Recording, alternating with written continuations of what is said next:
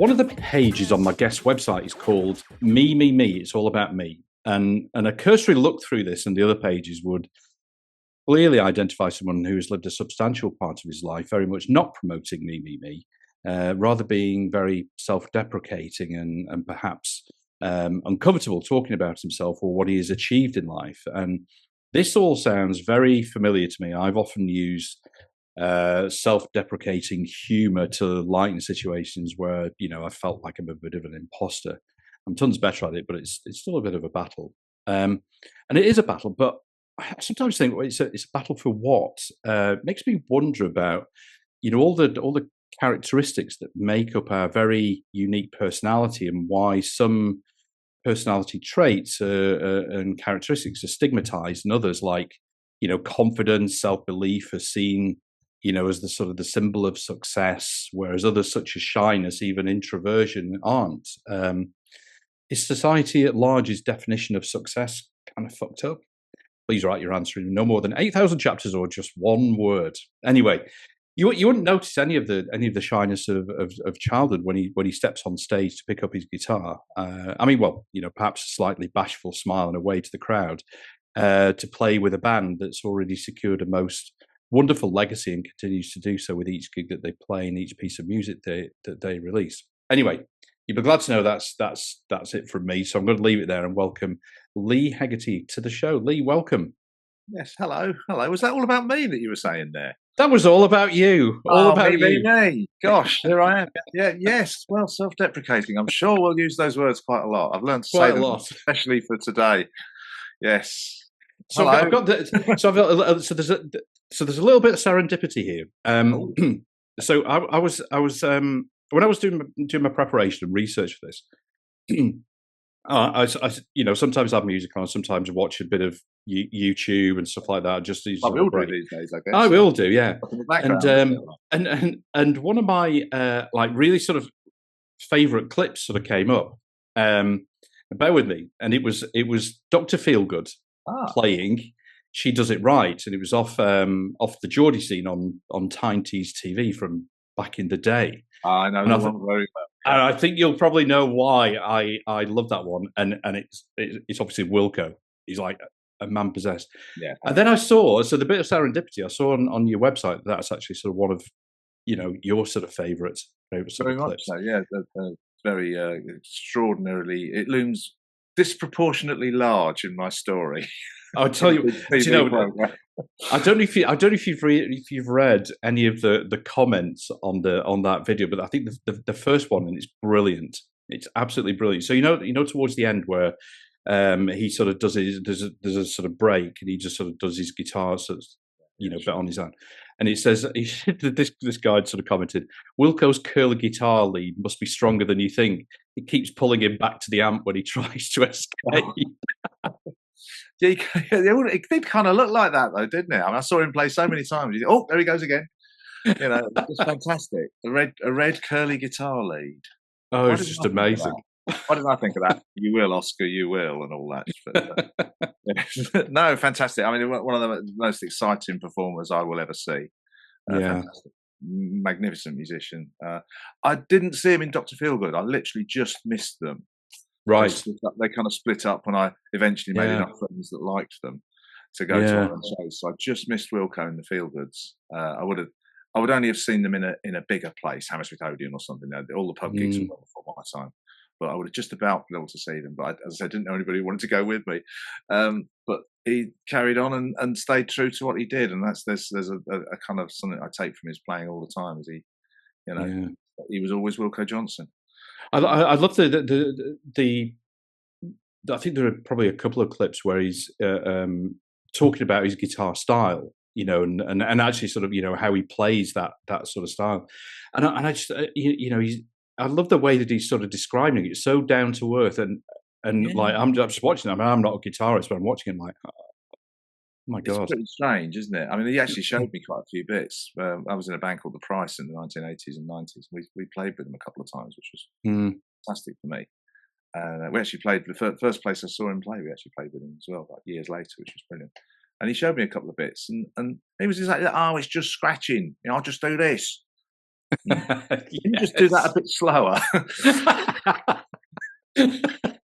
Yeah, you know, but he developed this remarkable style, which, as you know, was him trying to be Mick Green, and doesn't really sound very much like Mick Green from the No. Pirates. Another great favourite of mine. But yeah, it was a one-off thing, wasn't it? And this idea of it, speaking personally for a moment, I realise now started me off on this peculiar journey I have with making one guitar sound like two or maybe even three.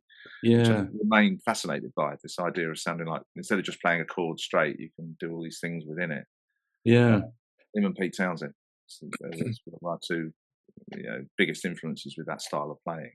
I was going to say who were you sort of like early influence, and you know, where did that idea come from? You know, that kind of multiple sort of sounds and bringing that into your guitar style.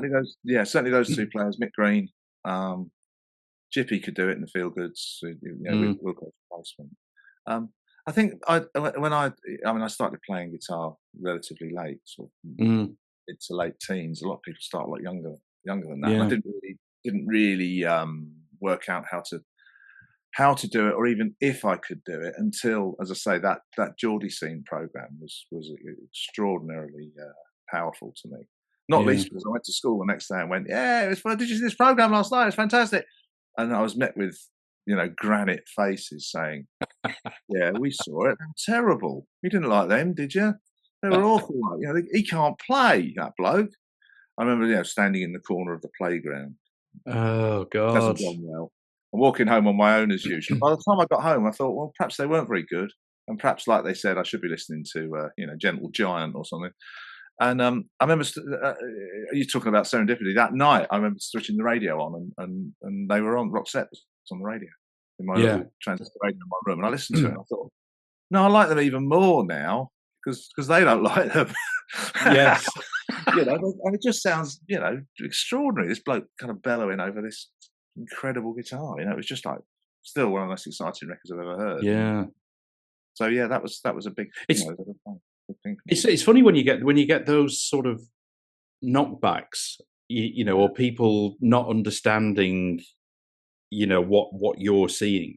I remember, like, when I was at school, and I got into, I was sort of brought up on punk. That was my kind of thing. But then I kind of got into like some of the kind of bands like Ein Sturz and Neubaut and those sort of extremes. I remember being at a one of those kind of school house parties and trying to sort of convince people with my friend that they were actually like a really good party band.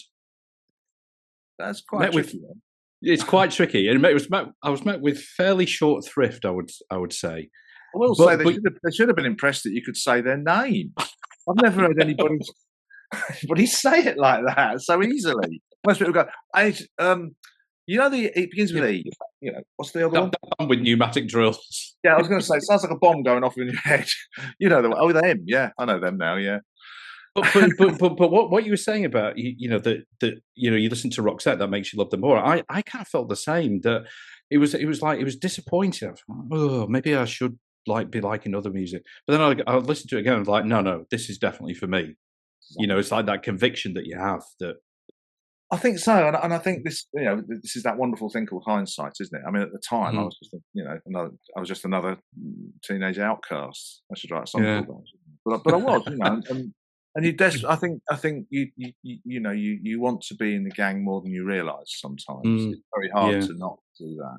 And I wasn't, I'm still not the most confident person ever. And I think then I was just absolutely, didn't even know what the word was, So that was quite a hard thing. And there are other incidents like that I could no doubt recount.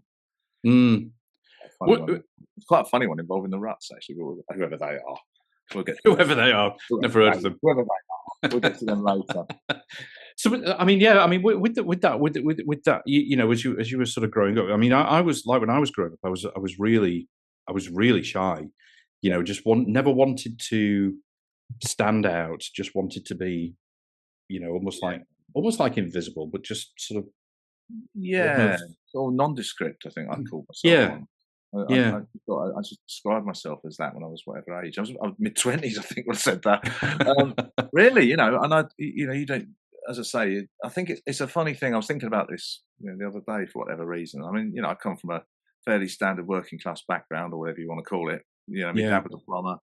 Mm. Mum looked after me and my brother, and then when she went back to work, she worked in a supermarket. It's a Mm. very straightforward. But I think sometimes working class people, which I, dare I use those terms these days? I think just about allowed to still. Working Yeah, class yeah, people for sure. aren't. Yeah. They're not. We're not always brought up to succeed. We're not always brought Mm. up to sort of have that side to us where we go, right, I'm going to do this, and by that age I'll have done this, and by that age I'll have done that. I've met people that are like that, but they're very kind of driven, and I Mm. wasn't, and that's not pleading some kind of unique sadness. I think that Yeah. I was in a class full of lads that most of which were like that.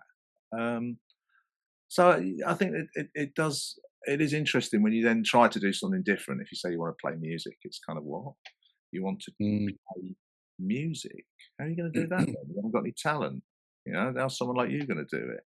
I didn't think I could. And I still have moments where you get moments of doubt, and Was you that don't was know. that the kind of feeling that you were getting, when you first started getting into music when you were a kid, that you were different in that way, that there weren't other people around you that were into it Um, or understood what you were trying to do? yeah, I think that's probably more like it. And also, I think I didn't realise how much I liked it until a bit later. Mm. I thought everybody watched Top of the Pops every week and loved seeing Mark Bolan and the Faces, and thought it was the greatest thing they were ever going to see. Yeah. Turned out they didn't.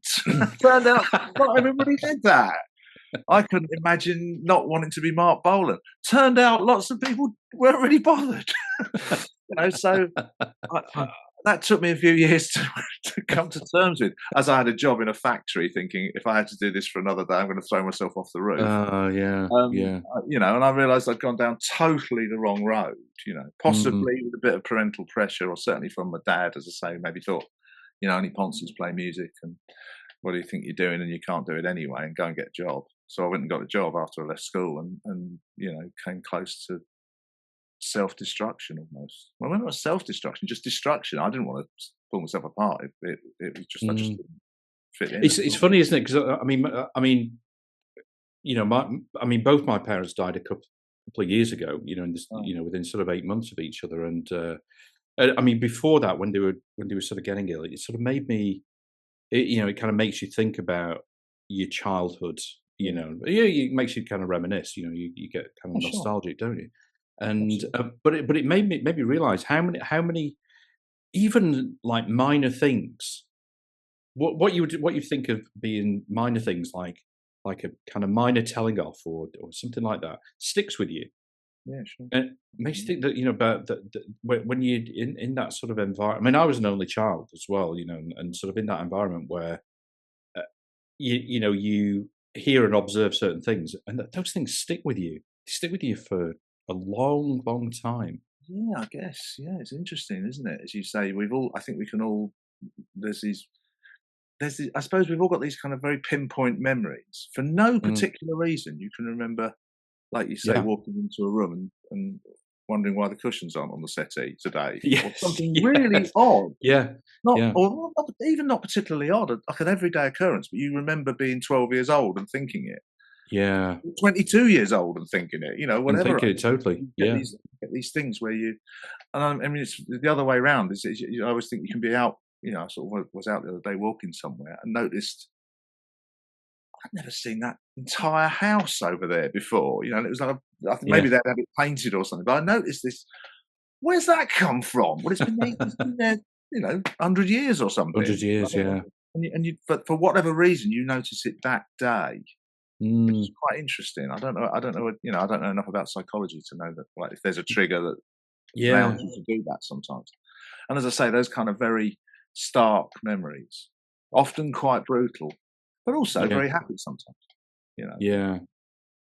um, yeah, it's interesting. It's such a fascinating subject, isn't it? I think yeah, I think with that, when you sort of notice things, it's like I think sometimes when you're if something is not on your mind, and whatever kind of object like that house, is Yeah, it's not just not in your on your radar.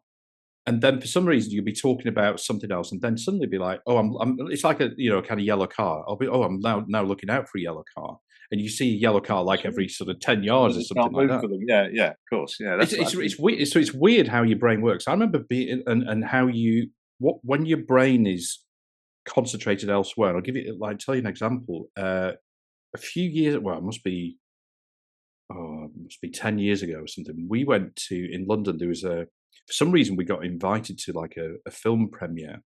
I mean, it was Will Smith, and it was a film of his. He wasn't there when we went, but and it was about the film. I can't remember the name of the film, but it basically was about he was a con man, but he used sleight of hand. And the film, the magician who had sort of consulted on the film was there, and he was talking about this sort of stuff. And he got me up on stage, right? I was like, which is my worst nightmare. I was petrified.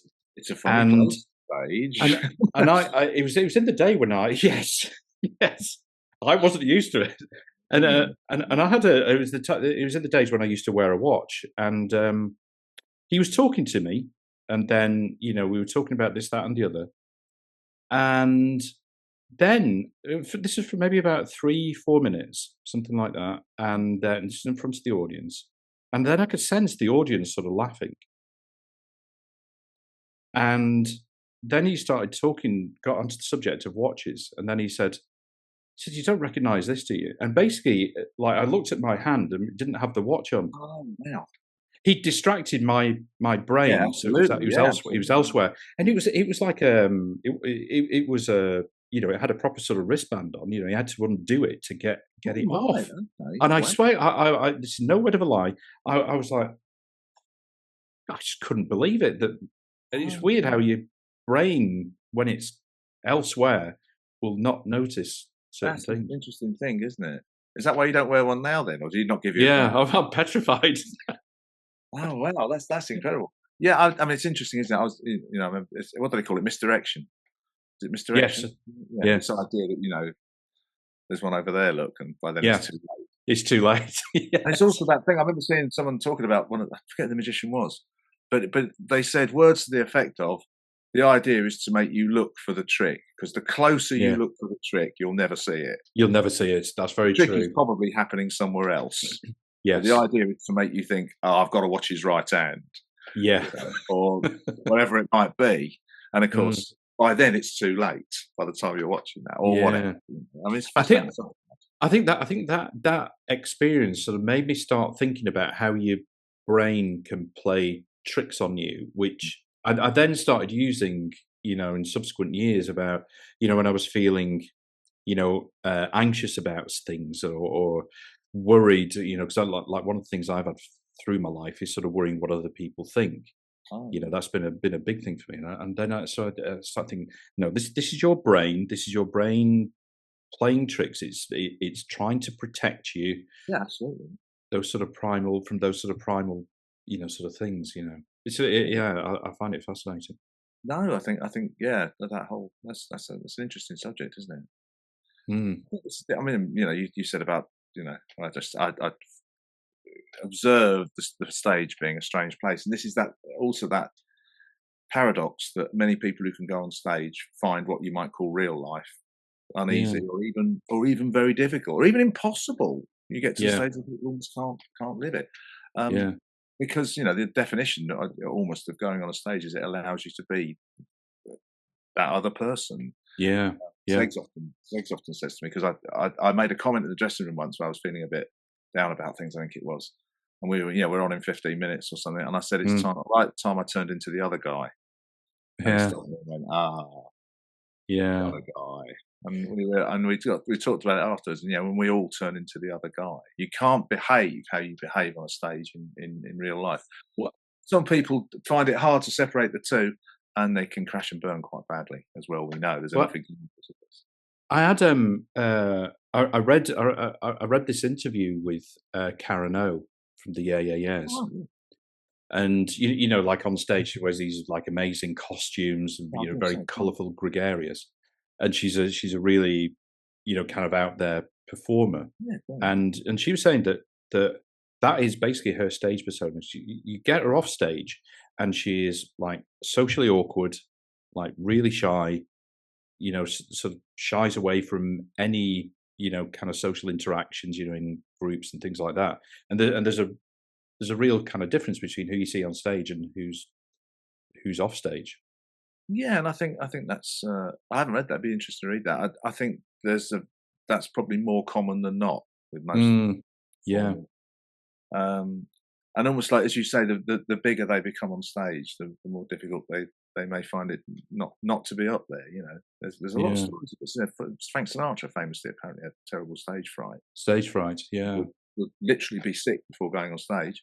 really. But we all know, he was one of the greatest performers of them all. Yeah, And so I think that's I think it's an interesting thing, isn't it? That you can't. I mean, I was talking to someone. It's the best example to use without can't really name names, can you? it depends how Classic compromising the story is. let's say the classic big fish in a small pond local guitar hero, great singer Yeah, or whatever. yeah, I mean, I've had all sorts of problems from these, especially since playing in the Ruts. But I get a lot of stick locally and things like that from people, which is strange. I've always thought if one of your mates gets a little bit of success, then it's brilliant. Good luck to them. yeah, You don't. If someone gets promoted at work, you say, "Oh, he's got promoted." I yeah. don't anyway. Maybe some people do, but you get a lot of stick just as locally where you thought there's this. Suppose you're not talking to us now. We talked to you to begin Yes. with. Didn't talk to you to begin with. I'll talk to you now for. But you do get that thing where the local heroes is quite often they are the ones who can't leave it on the stage. One of the singer I've played for around here, he's always said, you take to the stage and you are the ego or whatever you want to be then, but you must leave that there when you get off. Yeah. You're in terrible trouble if you don't, or you can. If you don't, yeah. And it's an interesting subject, and like I say, there are plenty of people that don't or struggle with leaving it there. Well, I mean, when you've had that sort of reaction, what does that? I mean, how do you feel and kind of respond after that? Because I'm just trying to sort of think if I was in that situation, I don't know. I know there's a time in my life when that would have crumbled me. Yeah, I think I mean, I've never. I realise much better now. I was never somebody who went out of my way to get acclaim. In fact, Mm, in years, I found anybody saying I was really good at particularly music, I was very awkward with. yeah, Still yeah. can be sometimes. I Mm, don't. I used to practically, persuade people they were wrong if they said that was a great gig. Oh, you really played some great guitar. Nah, anyone can do it. Really, it's not that hard. And then I was yeah, like, "Oh, was it? I dropped my plectrum and that kind of thing. And I'd end up yeah. going and thinking that was terrible. I don't know why you like that. I'm not quite that bad now, but if someone says they liked it, it's fantastic, and brilliant. And Mm. I'd never tell them they're wrong. I always say thanks. Um, but it is hard to. I still find it hard to take that kind of compliment. Take the compliments. Him. Yeah, it does leave me with an awkwardness, which I've never really worked out. Maybe I have worked out why. I wonder if that's a going back to your childhood and Yeah, I think that's going to say. I think it probably goes back to that. that feeling of not being good enough, or because Yeah, I've felt those sort of things with certain things that have happened to me, where I know that I've not done something that as well as what my parents expected or hoped for, and that sticks with you. That's stuck with me, and I think that has stuck with me more than I probably thought. and more than it probably should as well. Definitely, And it's back. You're back definitely. to the cushions on the settee. Why did you notice them? Well, Yes. so why did that? Why did that do that? And I don't know. I mean, I don't know how much we should sort of talk about this really, but I mean, I lost my dad a couple of years ago. Mm, He made it to 90, and that's a good thing to be. yeah. But I didn't always have a great relationship with him. Mm, He wasn't always kind. Let's say that. yeah. But then again, maybe I wasn't. I don't know. But he was the classic. tough northern working class guy from from Birkenhead in Merseyside who wouldn't tell you were ever any good. And it took me years to realise what he was saying was he was actually saying, well, you're bloody useless. I don't know why you bothered. I don't know why you bother. And what he was trying to do was spur me on. Spur you on. Yeah, to say, right, I'm going to show you. I'm going to blow your head off, kind of thing. Well, actually, what I did was sit on the end of my bed crying. And I was only 35. But no, I mean, literally, still, almost to the. I mean, he came to see Ruts playing. He saw us. The last time he saw us, he came to see us with the Stranglers. Oh, really? 2 years ago. Yeah, my brother brought him, and Dad brought his mate, Alan, who was only 88, and they both saw the Stranglers for the first time. Fantastic. Dad saw the Stranglers when he was 90, which is kind of cool. That's brilliant. The Cambridge Corn Exchange, and we played, and did our stuff. I remember Seg saying, he said, "Good evening, everyone. Leigh, have you got anybody interested in here this evening? This is on stage." And I went, "Yeah, I have." Yeah. Oh God! My dad's here tonight. He's got the same birthday as Jean-Jacques Brunel. He was just 20 years older than him, so he's seen the Stranglers at 90 for the first time. Oh my God, that's insane. insane. Went up, we did Kill the Pain for him. It was very pointed, I suppose. But to give you an idea, after the show, I found him after the show. He was sitting there watching the Stranglers. We found him some seats. He was sitting there watching. I said, "What did you think then?" He went, "These are loads better than you. You should get a keyboard player." Oh my God! That was all he said about the show. Still, it goes on. And our Terry's saying, "Oh, he loved it." Yeah, that was all he said to me. "These are loads better than you. You want to get a keyboard player?" Wow. Presumably to drown the guitar out. I don't know. Maybe, I don't know. But so I think, like you say, maybe his methods of spurring me on were not perhaps the wisest ones for a sad little mum. I think it's I think it shows sometimes the kind of like sort of generational impact of these things. Like he probably didn't get. He probably had similar treatment from his parents. Your grandparents. Course, yeah, and you can see how it perpetuates, can't you? That's right, yeah, and also both him and Mum, went through the Second World War. Yeah. Which, as youngsters, born in 1932, so at the outset of war they were like 7 or 8, which is pretty mad. Pretty mad, yeah. Suddenly, you then had 5 years of not knowing whether you were whether your house was going to be there in the morning. And it's funny, the COVID thing, which seems a lifetime ago now, doesn't it? But he made a comment one day, and he said something like, the war was easier than this. He said, because the war, you knew there'd be an air raid siren, and you thought that you could be bombed. He said, this could get you at any time. Yeah. He was well in his 80s by then, and they were all saying older people were very vulnerable. I remember him saying that this is worse than the war, because you knew that was going to come out of the sky at you. This is just everywhere now. Yeah. And so it just goes to show, even that was related to the Second World War by him, which is, and he wouldn't have been alone there, I think. Well, I remember, I was brought up in Chorley, and which is sort of near Preston, about 10 miles away from South Preston. And I remember, like, my mum. And so from my mum and dad's house, it sort of backed out onto a school playing field. You could see over, towards the west coast. And you could see. She said, because they were in the same house from when they got married in like 1955, and they said that that when they were and they were in the same area when they were kids, so that they were probably what my dad would have been. Probably 15 when the war ended. Right. So he was 8 when it started. So my mum was a couple of years younger, about the same age as yours.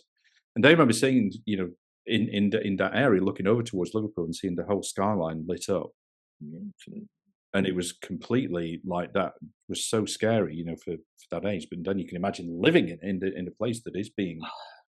It must have just been insane. Of course, it was that not worse than a lot of areas in Britain, but it was very heavily attacked. Sorts of mad stories of people, going out from an air raid, coming out of the air raid shelters and seeing someone impaled on the railings. Blown across and just got impaled on these school railings, kind of thing. Yeah. And I mean that if that doesn't affect you, you're made of stone, aren't you? Absolutely. Yeah. How can that not cause problems for you? Totally. Yeah. And I guess you either blot it out or you deal with it in some kind of way, or it will just never leave you. And I don't think him, and he's not alone. And my mum wasn't a lot different. She was in West London. Again, that was quite a dangerous area. Dangerous area as well. Yeah. So they all had these extraordinary stories of terror, really, day to day terror. But it was interesting, as I say, that he related that to the COVID time, which was, maybe he saw everything as a warlike situation. I mean, maybe you do that. Maybe you do. Which actually would explain some of his comments to me. Sorry, Dad, if you're listening, but So for like getting into music, getting into the guitar when you were a kid and getting into music. That's more like it. Yeah. What was what was the sort of the feeling? What the hell did I think I was doing? What did you think you were doing? Getting into guitar, trying to even consider that I could do it. As a youngster, 4, 5, 6, I remember. We spent a lot of time in Merseyside, where the Beatles were omnipresent. They were in the world by 67.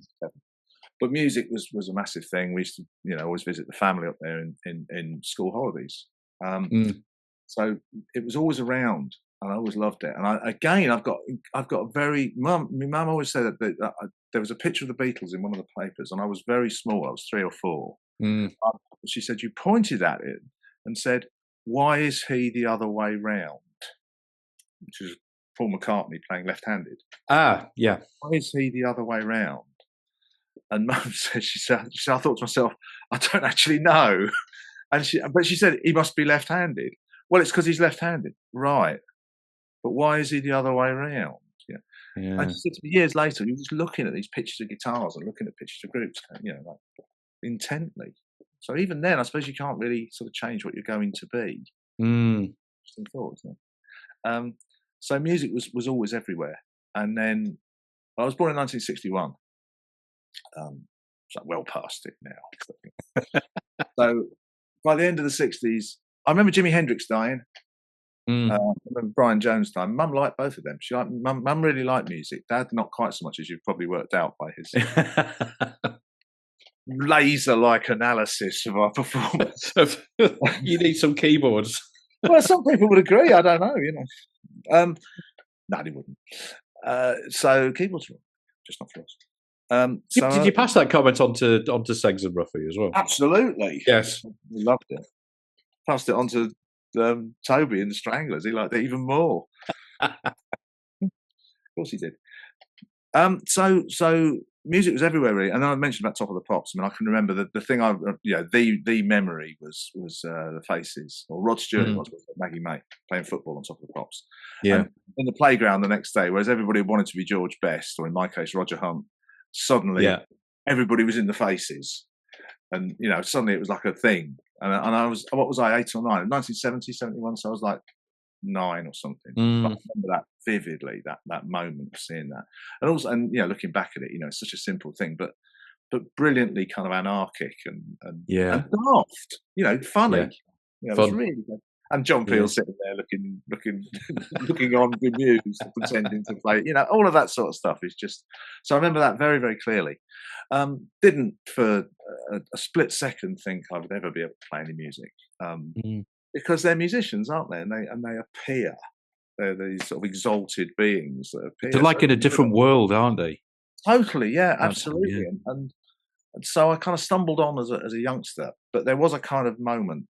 The guitar moment. I was saying we used to visit the family up in Merseyside, and my nan, we used to call her Nin. Nin had this sort of house, quite a big house, because houses are big. Houses, it's like they're old style houses. When I say big, it was like a terraced house, but it was quite a big house.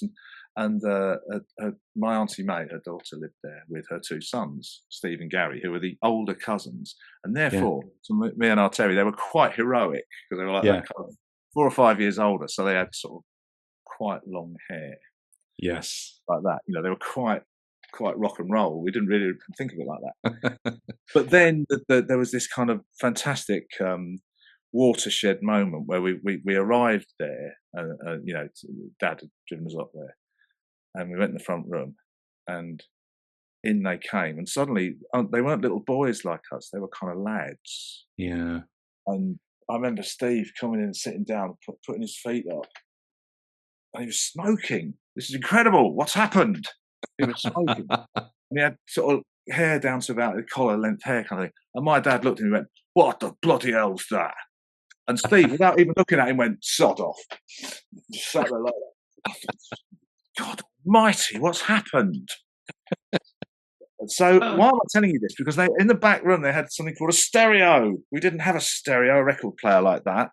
And they said, "Come on, to some music." So I sort of stumbled in there, and I remember seeing, I can see it now, Deep Purple in Rock. You know, the cover of that incredible cover of Deep Purple in Rock. My brother's favourite in the end was Argus by Wishbone Ash, you know, with the flying saucer and all that kind of thing on it. Black Sabbath. Yeah. But he said, "We've just bought this," and they got this record out, silver cover, red writing on it, and they put the record on. And it started, and I heard this sort of murmuring, and this Irish, I later realised, an Irish voice said, "Ladies and gentlemen, Rory Gallagher." Polite applause. And then this spaceship took off, this incredible sound of Rory Gallagher warming up, you know, before he starts the song. And they turned it up. And it was like the loudest thing I'd ever heard, this blistering guitar playing. And then the band came in, and it was just like, and I remember just standing there thinking, what is this? I was like looking around the room, the sound was like going round. And it was Irish Tour 74 by Rory Gallagher, which dates it perfectly. And it's funny enough, I was talking to my brother about this last night, and I realised that is actually 50 years ago. It's half a century ago. Gosh. It has to be 1974, doesn't it? 74, yeah, wow. And it was a new record, so, you know, and so it was Irish Tour 74. And that was just, I'd never heard any sound like it, never mind music, I'd never heard a sound like it. So you were what? You were what, about 13? Probably about 13. Over 13, depending which end of the year. It was probably about 13. Yeah.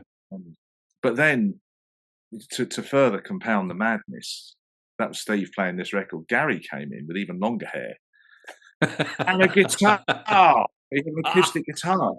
Oh God, what's that? And he played this guitar, this magical sound, which I later found out was "Blowing Free" by Wishbone Ash, which you just learned to play. Brilliant. He's doing that, and that was it. And with hindsight, what I should then have done was given up everything else and just played the guitar. But what I actually did was, what's that? Can I have a look? And he was like, "Yeah, I've just got this. You know, I'm getting into it," as they used to say in them days. And that's where it kind of began. And I remember that. So that was the year I kind of said to my mum and dad, "Can I have a guitar? Can I have a guitar? Can I have a guitar?" And I got one, I think, for that Christmas, or it might have been my birthday, the next year. And when we're getting this sort of nylon string acoustic guitar that we all get when we start, we did in them days. You can buy really nice cheap guitars now, they're great. This nylon string acoustic guitar. And I discovered, to my absolute horror, that you didn't just play it. You had to actually learn. You had to... It was appalling. I sort of picked it up and went, it doesn't work. It doesn't work. It doesn't work because you don't know what you're doing. And this was a horrifying moment that I thought, and I've now got no way of learning how to play this. So this is now like a, what do they call it, a folly sitting in the corner of my room.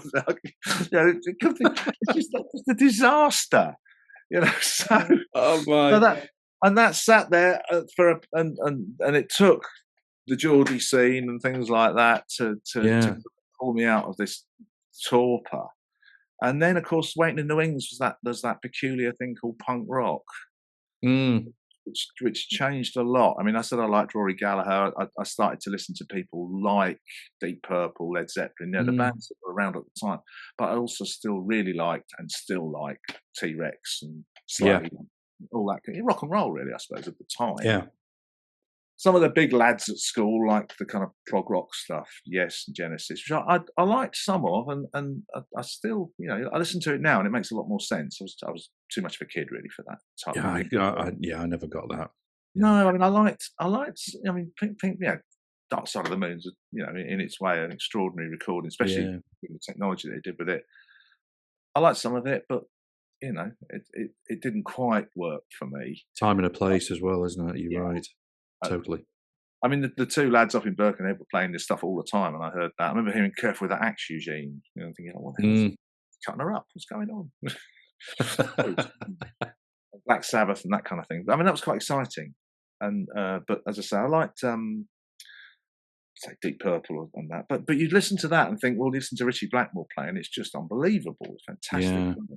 I'll never be able to do that. I still listen to Richie Blackmore and think I'll never be able to do that. It's just brilliant. Jimmy Page, all those guys were just fabulous. Rory Gallagher was an odd one for me because he remains the best. I saw him play 3 times, I think, 3 or 4 times.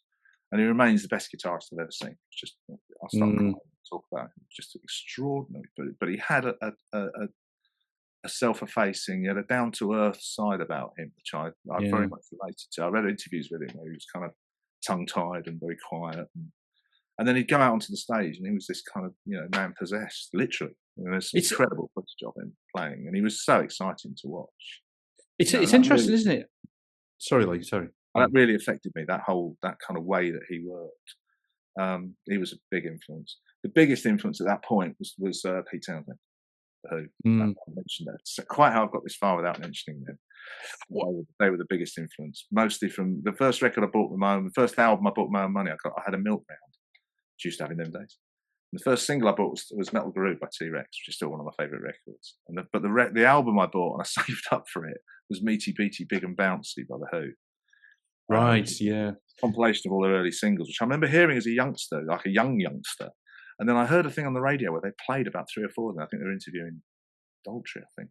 I remember thinking, that's that record, that one that goes dang, dang, dang, dang, dang, dang, dang, dang, dang, dang. That's what I really liked. It goes dang, dang, dang, dang. Why don't you all? Yeah, it's fantastic.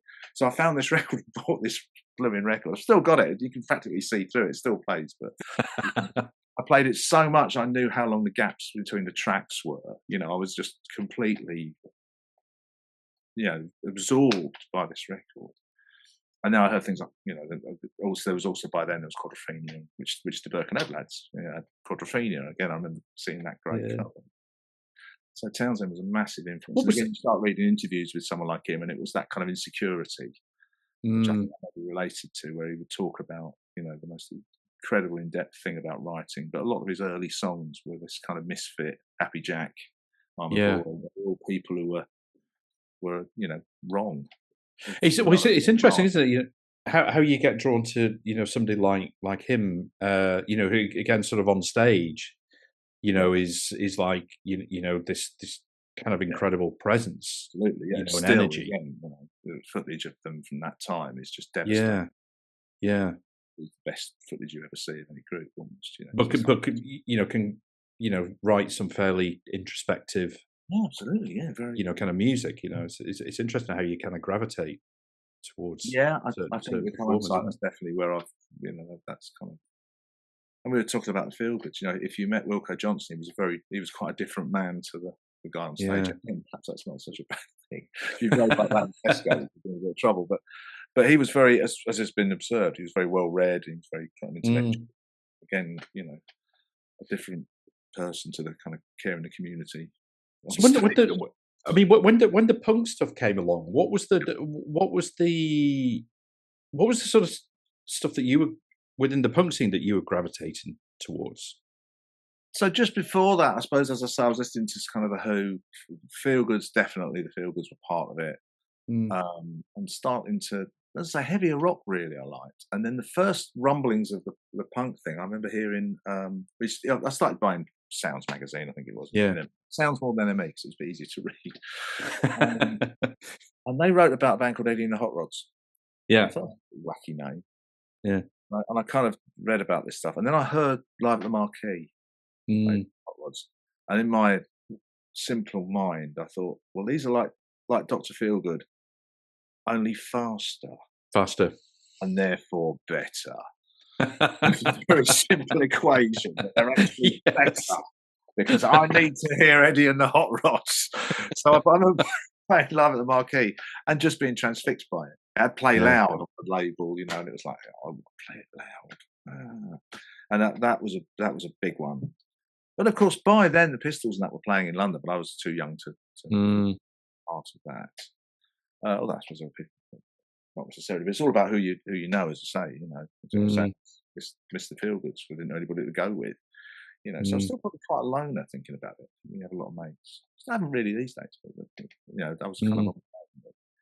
But started hearing that Hot Rod's really big to me, and I always think they get unfairly missed out in the story. Yeah, I think you're right. Just the pub band or something. No, they were about playing in pubs. That's a different thing, you know. Totally. So they were, and I saw them at. I was about 15 or 16. They played Brunel University in Uxbridge, and it still remains one of the best, most exciting gigs ever. You know, it's probably one of my first 2 or 3 gigs, and they were just incredible. And of course, you know, fast forward 40 odd years, and somehow I'm in a group with Paul Gray, which is. There was the fanboy moment with him. I'll just tell you, because your voice goes up an octave. Trying to talk. Brunel University. Stop doing the voice. I said to him, "I'll tell you, Brunel University changed my life." No dice supported, and he knew the date. I said, "No." He said, "I know the one that was like, you know, I think it was September '77." He said, "Oh God," he said, "Yeah." He said, "We were pretty good then." I said, "Yeah, you were. You were a bit." Years later, I met Barry Masters. We actually played with the Hot Rods right at the end of his career. I was lucky enough to do a couple of numbers with him. And I said to him, like, you know, I saw you at Brunel University gig. Oh, yeah. Is that the one where Lou got us banned? No, I think that was the year before. Lou was playing harmonica and he had a fight or something. Lou Lewis was an amazing character, but more about him later, I'm sure. And I said to Barry, yeah, I said, that's why I play guitar. That by then I was like on the road to playing the guitar. I said, so if it wasn't for you, I'd have a house, a car, a wife, money. Yeah. But I don't want you to think too much about that. And I said probably the same for you. And he went, yeah, if it wasn't for people like you, I'd have a house. Oh, there you go. You know. So, but the Hot Rods were massive. And by then I was trying to play the guitar, and I sort of decided, well, all right, you don't just pick it up, you've got to actually learn how to do it. And by a cruel and simple twist of fate, in those days, do you remember, you're probably a bit young, but they used to have the insurance man used to come round your house to collect insurance money. I vaguely remember this, yes. Well, I remember it quite, yes, they used to come with a little book. You had a little book and they would tick on. Yes, you're right. Your insurance money. Well, the insurance man came round one day and I was stumbling around, you know, looking for somebody to blame.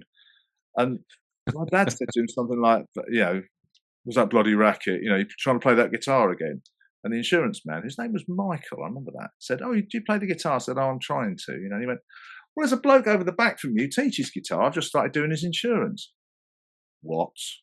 There's a bloke over the back from us that teaches the guitar. Wow. Well, how do I find him? And and he told me where this fella lived. So incredibly, I plucked up whatever courage you need to get to do this. And I walked around there, knocked on his door, and I remember him coming to the door. Ladies and gentlemen, Tony McMahon. And he went, hello? And I said, hello, I hear that you teach the guitar. And his answer, which is brilliant, which I keep meaning to use myself if ever I get a chance to, was, we try, yes. I said, could you teach me? And he said, I don't know, I could have a go. I thought, well, I like this bloke, he's pretty good. I said, good. When can I try, please? And he said something like, come round at, you know, whatever time on Saturday. So I had this guitar, which I put in a bin bag, you know, punk rock, without realising it, and sort of walked around with this guitar over my shoulder. And so I started getting guitar lessons from Tony McMahon, I was still in touch with. But he was a classical guitarist. He's a classical guitarist. So the only guitar lessons I ever had were classical guitar ones. And I didn't really, what started to happen was he said, I remember him saying to me, look, you know, you like rock and roll or you like what you like.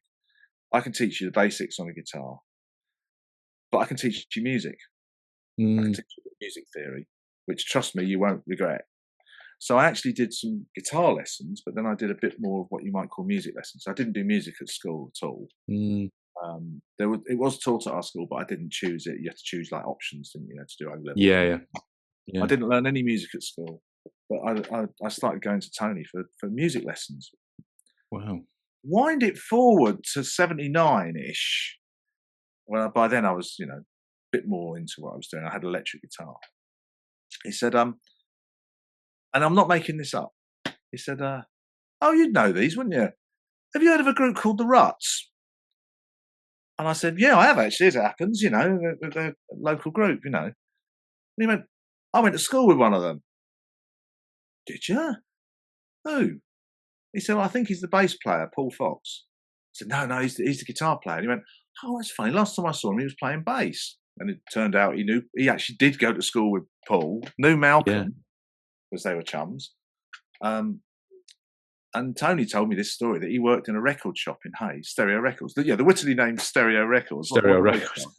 Fantastic. Well, I remember, and he said he used to work in there as a lad, and Malcolm used to come in because he, you know, bought records, lived around the corner. Mm.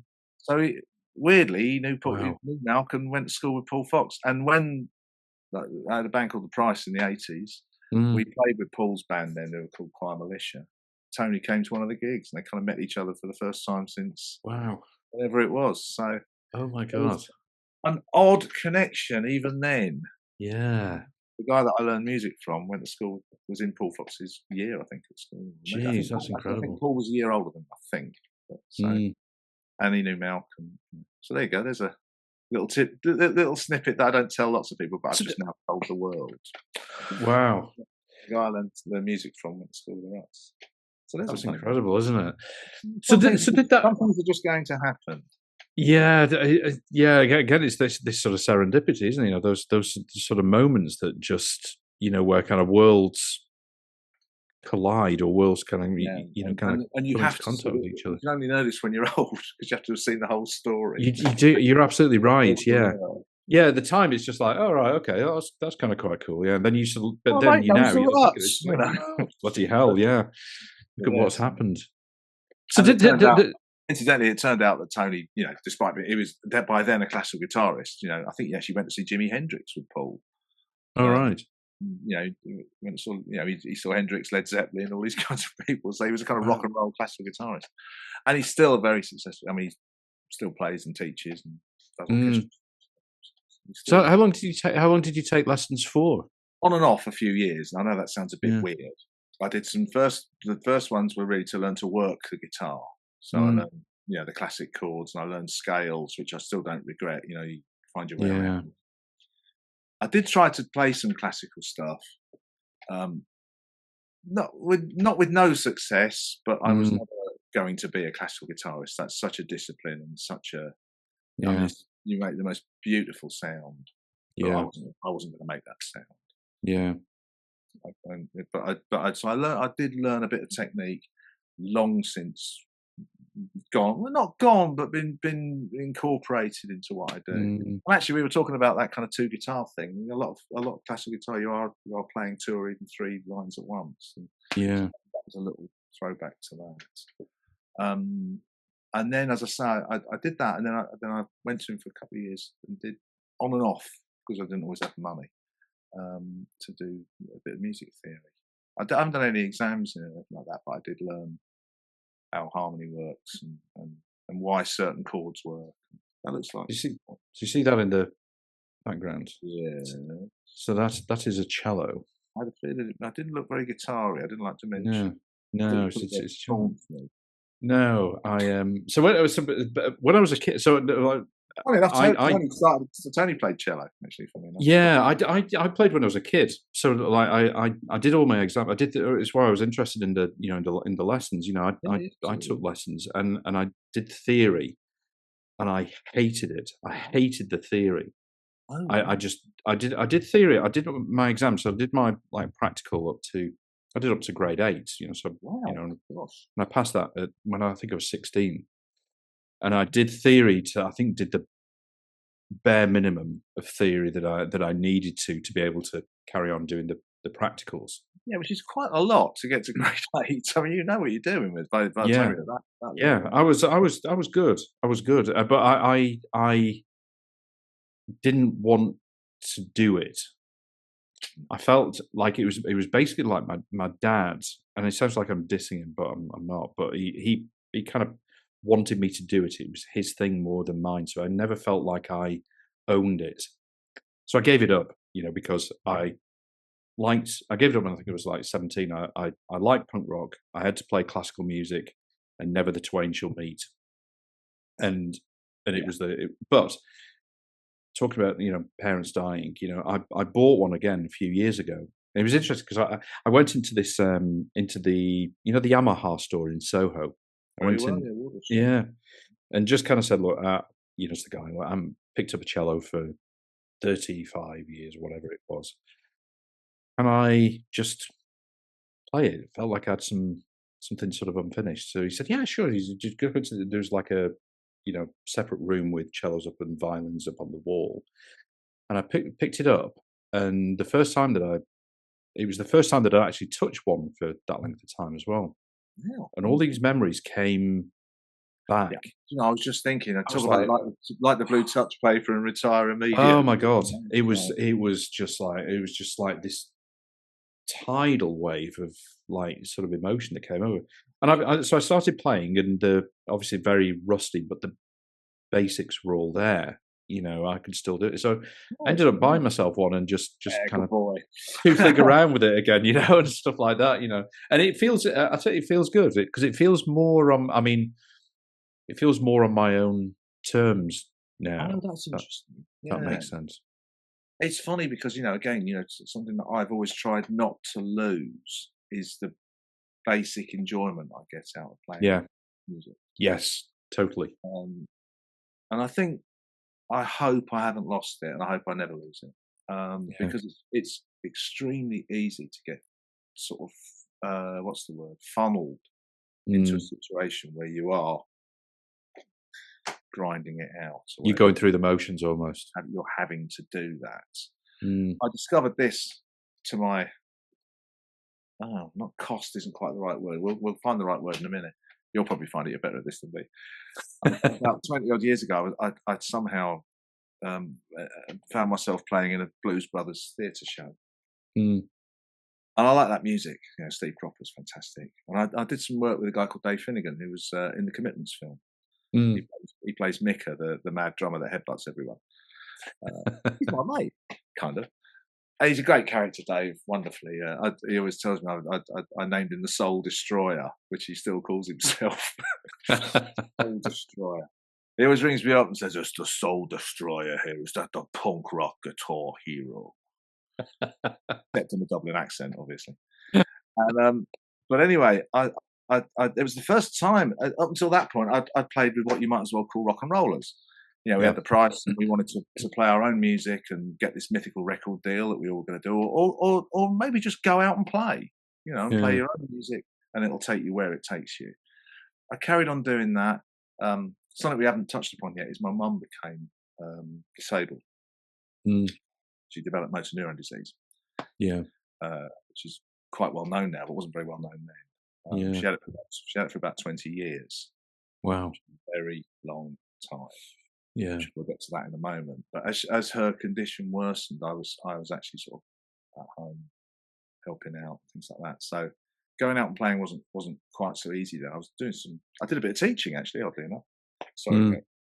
which Tony, the aforementioned Tony, gave me a lot of very good advice on, which was good. Something I obviously wasn't going to be able to teach as well as he could. I think he wasn't exactly threatened by it. But I taught a bit of rock and roll guitar and played a bit in local bands and covers and things in the pubs, to keep going. After Mum died, which was kind of, when was that? 2001. Mm. I was playing more then, and the road led me into this area of Commitments, Blues Brothers, soul music, which I always really loved anyway to listen to. But it was the first time I met what you might call career musicians, as opposed to people who were fighting to get out of the alley kind of thing, whatever you want to call Yeah. it. I was considered, it was my way out, it was my kind of voice. It was the way I was going to not be the aforementioned lad sitting on the end of his bed crying. Yeah. Yeah. And to an extent, it had, it got me away from that person with a few other interesting incidents. But then suddenly I was in an area where I was working with, let's call it schooled musicians. People had Yeah. degrees in music. They could all sight read. And I was, Fred Flintstone, because Mm. that C, literally like that. And it took me very much into that kind of area where I thought some of these people don't really like music, but they can do it brilliantly. Mm. and they give these remarkable performances, incredible players compared to what I'm used to. But they don't really like what they're doing. They're kind of they get changed before the show. 35 Mm. seconds before it's time to go out there. They're all by the time they get to the encore, they're deciding what curry they're going to have that later on. And I just thought, I'm out there windmilling and knocking fingernails off. You're not even thinking about getting a sweat up. And I'm Oh my oh, God. man, crashing away. And somehow I kept the job for a while. I don't know how. But it was an interesting thing because, like I say, that's the first time I met people of that mindset who would go to work and do this thing brilliantly, and then just go home. And I sort of said to one of them once, who will remain nameless, I won't even mention what instrument he played. I said, if we were playing Nazi marching songs, you'd do it, wouldn't you? He went, I don't know what I play. I don't listen to any of it. Yeah. He didn't say it nastily. He just said, well, I don't Yeah. know what I played tonight. I just read it and played it. Mm. And I thought, hey, here we are. I'm back in the factory having a terrible time all of a sudden. I'm thinking I might jump off the roof. Yeah. And B, I've got to think of something else to do. There must be another way to work than this. Did you feel with those, because they're kind of like seasoned, schooled, let's call them professionals, brilliant musicians, yeah. Did you I mean, being in their company, before you knew that they were just kind of going through the motions to kind of get paid, I mean, that must have been an interesting kind of dynamic for you to have, thinking, oh my God, like there's these really sort of professional guys, but then hang on a second, this isn't what I want. It's really interesting. I because I went to see the Blues Brothers show before, when I was about to start playing it, and with a then girlfriend, we went to see this show, and they came out, and the band came out, and I looked at the band, and I thought, I know the bass player. Where have I seen the bass player? I know the keyboard player and the drummer. And there was this lightning bolt moment where I heard myself think, that's Johnny Squirrel on bass. I saw him playing with Lou Lewis. Mm. That's John Skelton on drums. Yeah, he was in the Hot Rods for a while. And that's Ian Gibbons of the Kinks playing keyboards. I should point out that those three do not qualify for the just grinding it out. And for the yeah, for sure, yeah. They were the rock and rollers in that group. Yeah. I couldn't wait to play with. Yeah. Squirrel's still Ian sadly now no longer with us. Skelton I haven't seen for a while, but Squirrel I'm playing with him in a couple of weeks' time. I remember sort of talking to him and saying, "Oh, I saw you supporting Wilco Johnson." Yeah. Oh yeah, where was that then? Uxbridge. And I was thinking, I'm going to play with John Squirrel, fantastic. And they were nothing like that. They were the the rock and roll side to it. Yeah. I don't know. I don't know. I could have done it without people like that there, and B, I probably would have lasted about 8 seconds without people like that there because I just wouldn't have fitted in at all. I did a couple of other things before that where I was stepping in another show, which is how I ended up doing this one. And I went into an arena where they were all totally classical musicians, or whatever you want to call it, including the bass player and the drummer. It was all talking about, that's a 2-5-1 change, but watch this. Oh God, what are you talking about? Suddenly I remember all that stuff Tony taught me all those years ago. But I was out of my depth and I couldn't read it. I couldn't, I learned a bit of music reading, but not to be able to sight read an hour and a half show. I could stumble through stuff, but I had to take it away and work it out. So that was the first time that I kind of suddenly was in that strange arena where you realise that to some people, what to me is this source of, everything from joy and escapism to just art. Terrible word. Something that I'm trying to do is something that gets something out of me. There are other people that are doing it because they can. When I heard those words, I don't know what we played tonight. I don't know. I thought, how did you do an hour and a half without listening? Yeah. Well, they just did. How it's an interesting one, this, and I'm interested how you've, kind of like over the years, sort of, remembered that of keeping the fun and the joy in it. How you, like how you remind yourself that to keep that joy, keep it fresh, and keep it exciting.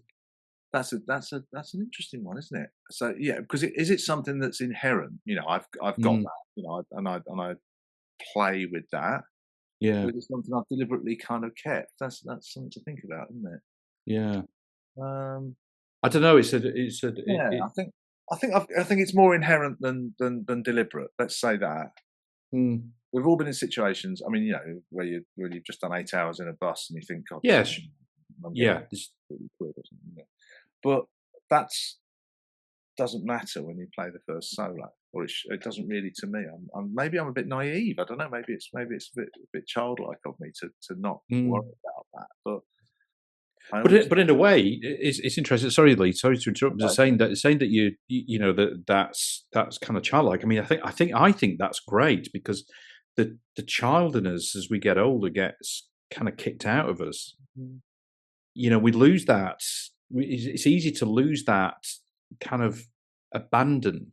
yes, I think Kind of like abandon that kind of kids have, where it's just like, this is fun, this is not exploration, bothered. this is, Yeah, yeah, yeah. don't care. This is just good fun. Well, that's it. Yeah, and I think that's as I say. I don't think I've consciously held on to it, but I have held on to it, Yeah. or certainly some of it. Maybe more than some.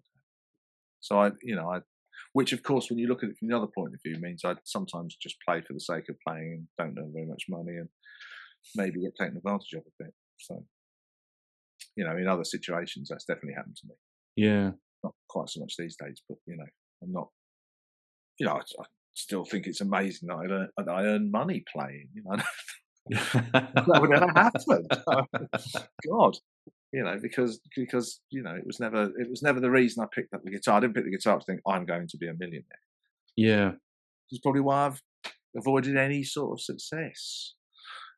So Well, it kind of. I mean, any I mean, financial thing. again, it sort of comes back to I think what I said in the intro about this sort of definition. Did I say in the intro? I can't remember now.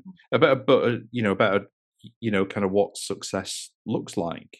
Yeah, And for in this sort of materialistic world, success is often defined as materiality. Having these kind of like amazing, but and not success means a surprising. lot more than that. Yeah, I mean, it's not surprising that people would see things purely in terms of Mm, that. And why shouldn't they? In some ways, mm, I mean, as I say, because I think once using music as an example, but I suppose you could take probably actually football's a good example, isn't it? I don't think people in the 40s and 50s thought I'll be a footballer and buy a country with the money. yes, that's true. Yeah, Because you yeah. wouldn't. I mean, again, Dad was a footballer in his youth and probably could have done quite well, but Mm, unfortunately, left his dad when he was 17 or 18, had to sort of go out and work a bit more. But he always said to me, he said, he was doing an apprenticeship in the shipyards in Birkenhead, Camel Edge shipyards, yeah, and on a Monday morning, you'd see the people who you watched at Liverpool or at Everton or Tranmere or wherever, they were all working. yeah. It wasn't a profession as such. It was a bit more of a thing that you did because you could. Well, Tom Finney was the Preston plumber, wasn't he? Preston, yeah, Famous Preston Plumber, one. yeah. So I think it was only what was Johnny Haynes was the £100 a week man, which sounds hilarious now, doesn't it? £100 a week. I'll let you know if I ever earned that much, but um, but you know what I mean. And then in the 60s and 70s, that started to change for football and sport in general. So I think before that, Mm, maybe people who were if you're a sportsman, sportswoman, you weren't doing it thinking I'm going to be a millionaire or whatever out of this. yeah, And maybe now people probably still don't just go into it to do that, but that yeah. side is part of it. Mm, I'm coming around to music or art. I mean, again, art, there are a few people who make incredible amounts of money doing it, but most people work for a living and quite often don't make a living. yeah, And coming around to music, it's very hard to just play. Certainly doing, for want of a better term, rock music or pop music. As I say, sort of classical or whatever people, it's a slightly different thing if you're playing for the BBC Concert Orchestra. Yeah, of course you can make a living, but they yeah. work on a different level. And obviously, there are some people who've made ridiculous sums of money out of pop music. But most people, as I say, work for a living, and are fine with that. Yeah. That's the thing. I don't walk around thinking could have been a millionaire. I don't walk around thinking could have been anything. I think I'm incredibly lucky to do what I do. Even luckier to be doing it at the level I do it at. Yeah. I mean, I've said it. I'm going to say something I've said a few times, but there are better guitar players than me that you'll never hear. They never get out of their bedrooms. They don't get the chance to go out and play in public at all. Yeah.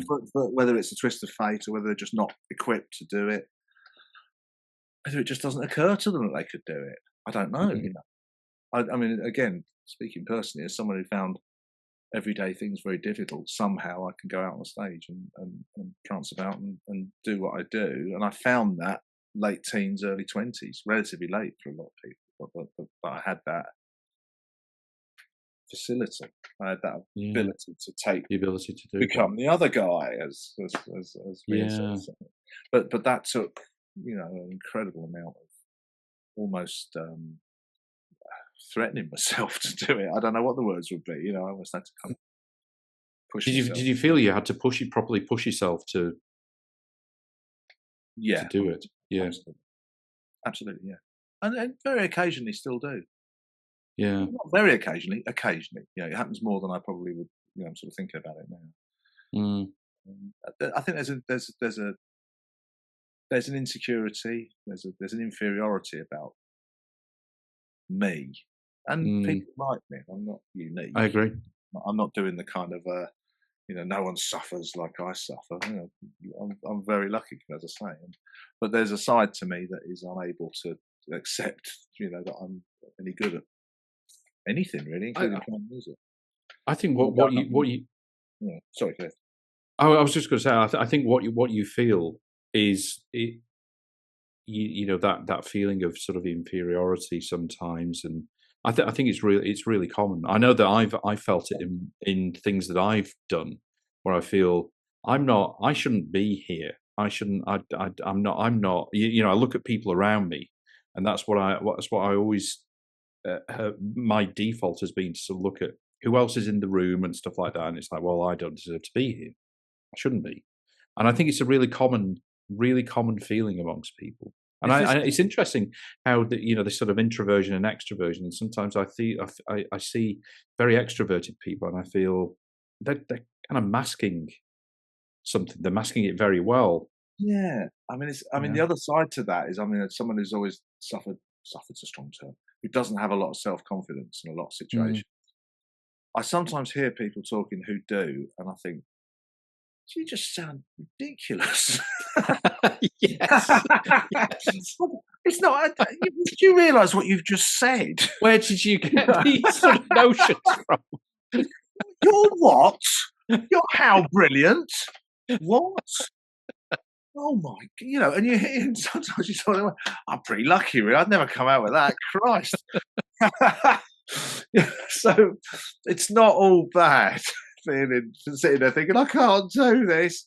At least I haven't just come out with what you've come out with, mate. Yeah, you can walk out the door and say, "Oh, do you know what? I'm all right. Yeah, I'm fine." And again, coming back to the local heroes, when I hear people saying things like, well, I have to work at a certain level, or I don't work at all. Yeah. Really? So really? Right, let me just write that down. I could use this in an interview in a couple of weeks' time, what you're about to say. Just say that to me again, But you hear stuff like that and you think, well, no, you are where you are that night. If I'm going to play, I play in a local band. I help out local bands all the time. Yeah. If I can, I think it's brilliant that they ask me. I always say, thanks for thinking of me. You want me to play Johnny Be Good? I'll play it. Yeah, let's do it. But you don't. The last thing I do is stand there thinking, I played with Wayne Kramer, partly because they don't know who Wayne Kramer is, probably, and partly because you don't do that. You don't stand there thinking, I was on this. I told you where I've played. Anyway, but you hear people. The whole kind of ego thing, isn't it? Yeah. I could have been a contender, Yeah, but you got beat. Yeah. And you hear it a lot, as I say, that awful. What's that? It's the League of Gentlemen, isn't it? What's the band in that creme brulee? He does that thing of like, hardest job in the world, or whatever it is he's saying, and it's a terrible business and all this sort of thing. He always turns up at the local band night and tries to say, I've got all these cassettes, and you think, well, that's a brilliantly observed kind of, not that exaggerated, but exaggerated enough character. There are so many around like that. Because not everyone can, is lucky. Not everyone. As I say, I think I'm extremely lucky to have played in a pub around here. Never mind to play where I play with our group or the other stuff I've done. It's fabulous. I mean, interested on a kind of like related note. When you first joined Ruts DC, kind of like what was the? I mean, what was that kind of feeling like going into that kind of deep even at that time, sort of quite a sort of deep legacy? Absolutely, yeah. And you have to be aware of that. I was aware of it as a fan. I was aware of it as a musician, taking aside the thing of playing with them. Paul Fox is one of the great rock and roll guitar players. Yeah. And also a great musician, which is different to being a great guitarist. He produced one of the Price singles, which is still our best recording, probably one of our best recordings. Yeah. And it was great to work with him and how he understood a song. A great deal from him. So it was deep water from the word go. Or the number of times I heard swarthy men going, "You're getting some really big shoes. You've got very big shoes to fill." To which the only possible answer is, I've got big feet. I was going to get some big shoes, like Elton John and Tommy. I thought I could just get a pair of big shoes. I've got crossed clown boots. I had all these ideas, and I thought, no. That would have been magnificent. What a stage prop. Coming out. I thought I'd stick these in front of the amp, lads. Is that all right? Are these big enough? Yeah. Well, they're mine. So yeah, there's a and I'm also, as a fan, I'm aware how much the Ruts mean to people, and Ruts DC mean to people. That explosion that was the Ruts career,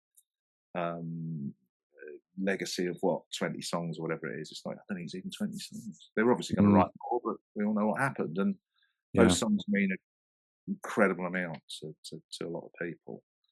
So that's something I'm aware of now, never mind when I'm playing. So every day I'm aware of that. Because you kind of have to be, really. You can't just go in there, here we go again. I don't know. I haven't listened to the show. I've just played it, but I haven't listened to it. Even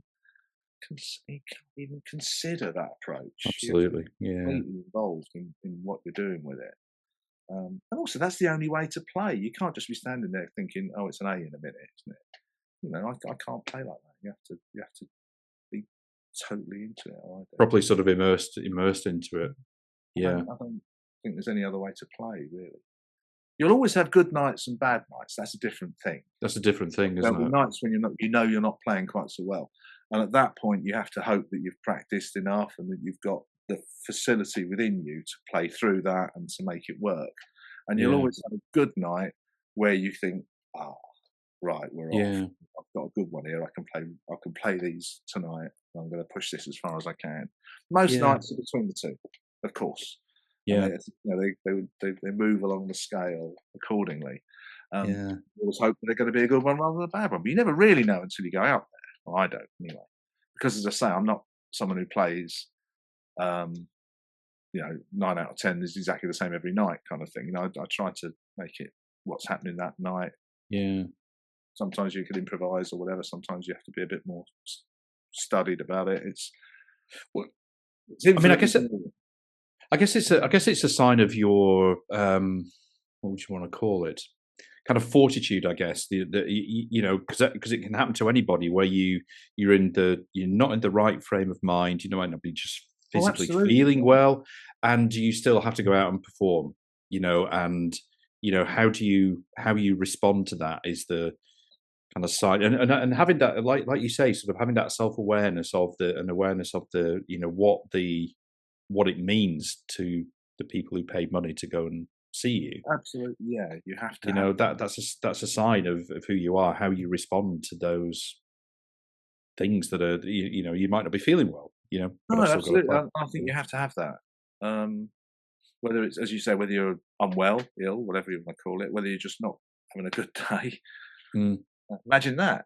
Yes. Or a particularly cruel combination of the two. Yes, the two. Which happened to me, funnily enough, only a few weeks ago on the acoustic tour. We did an acoustic tour in July. Yeah.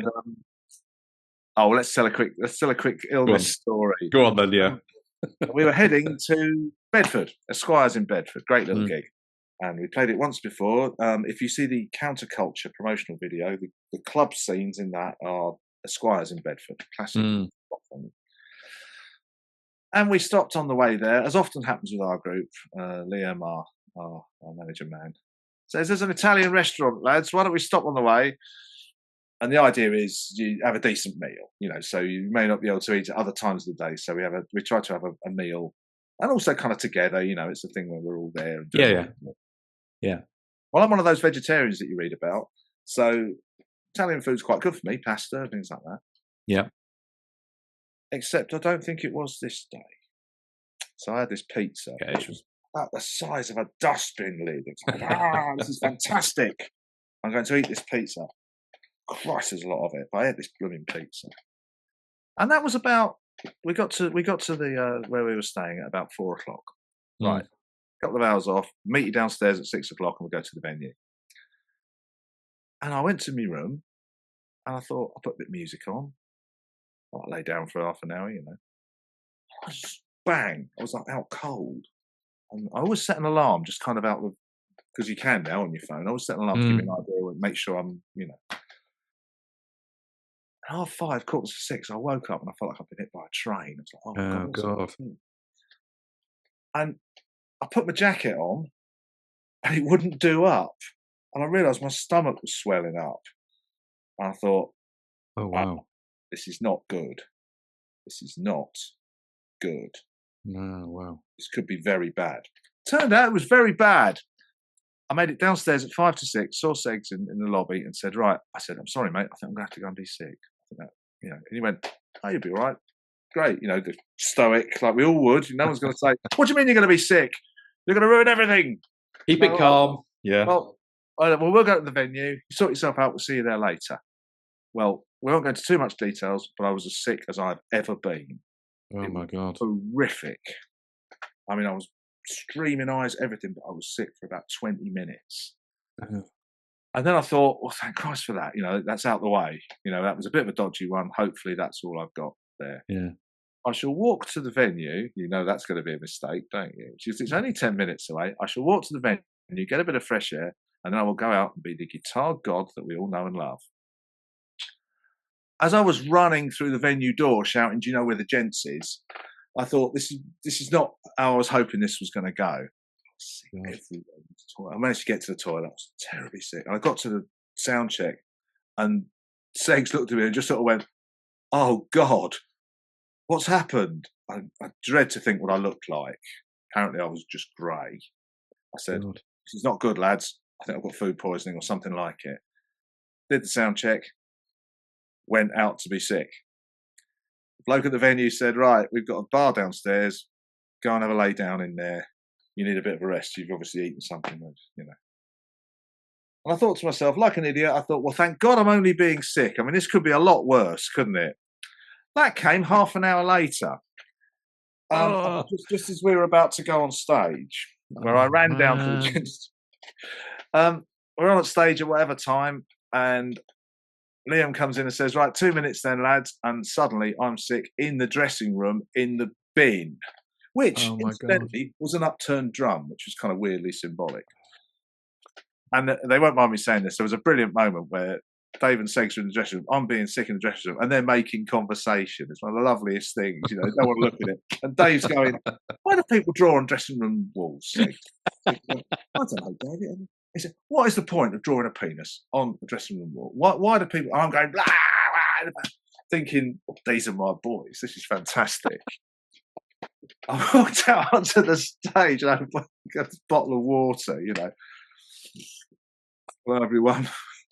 And I couldn't stop, by now I couldn't stop yawning as well. Oh, no. These people sitting in front of me going, "Are you all right?"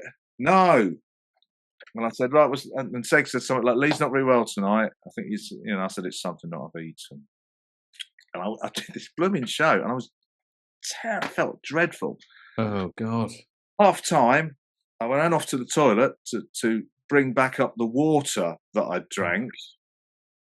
I mean, it was just hell. Oh, God, that is the worst nightmare. But, that cliche, the show must go on. There was no moment where you think, I'm just going to have to go home. It's not an option. Yeah. It would have to be, it was pretty horrific.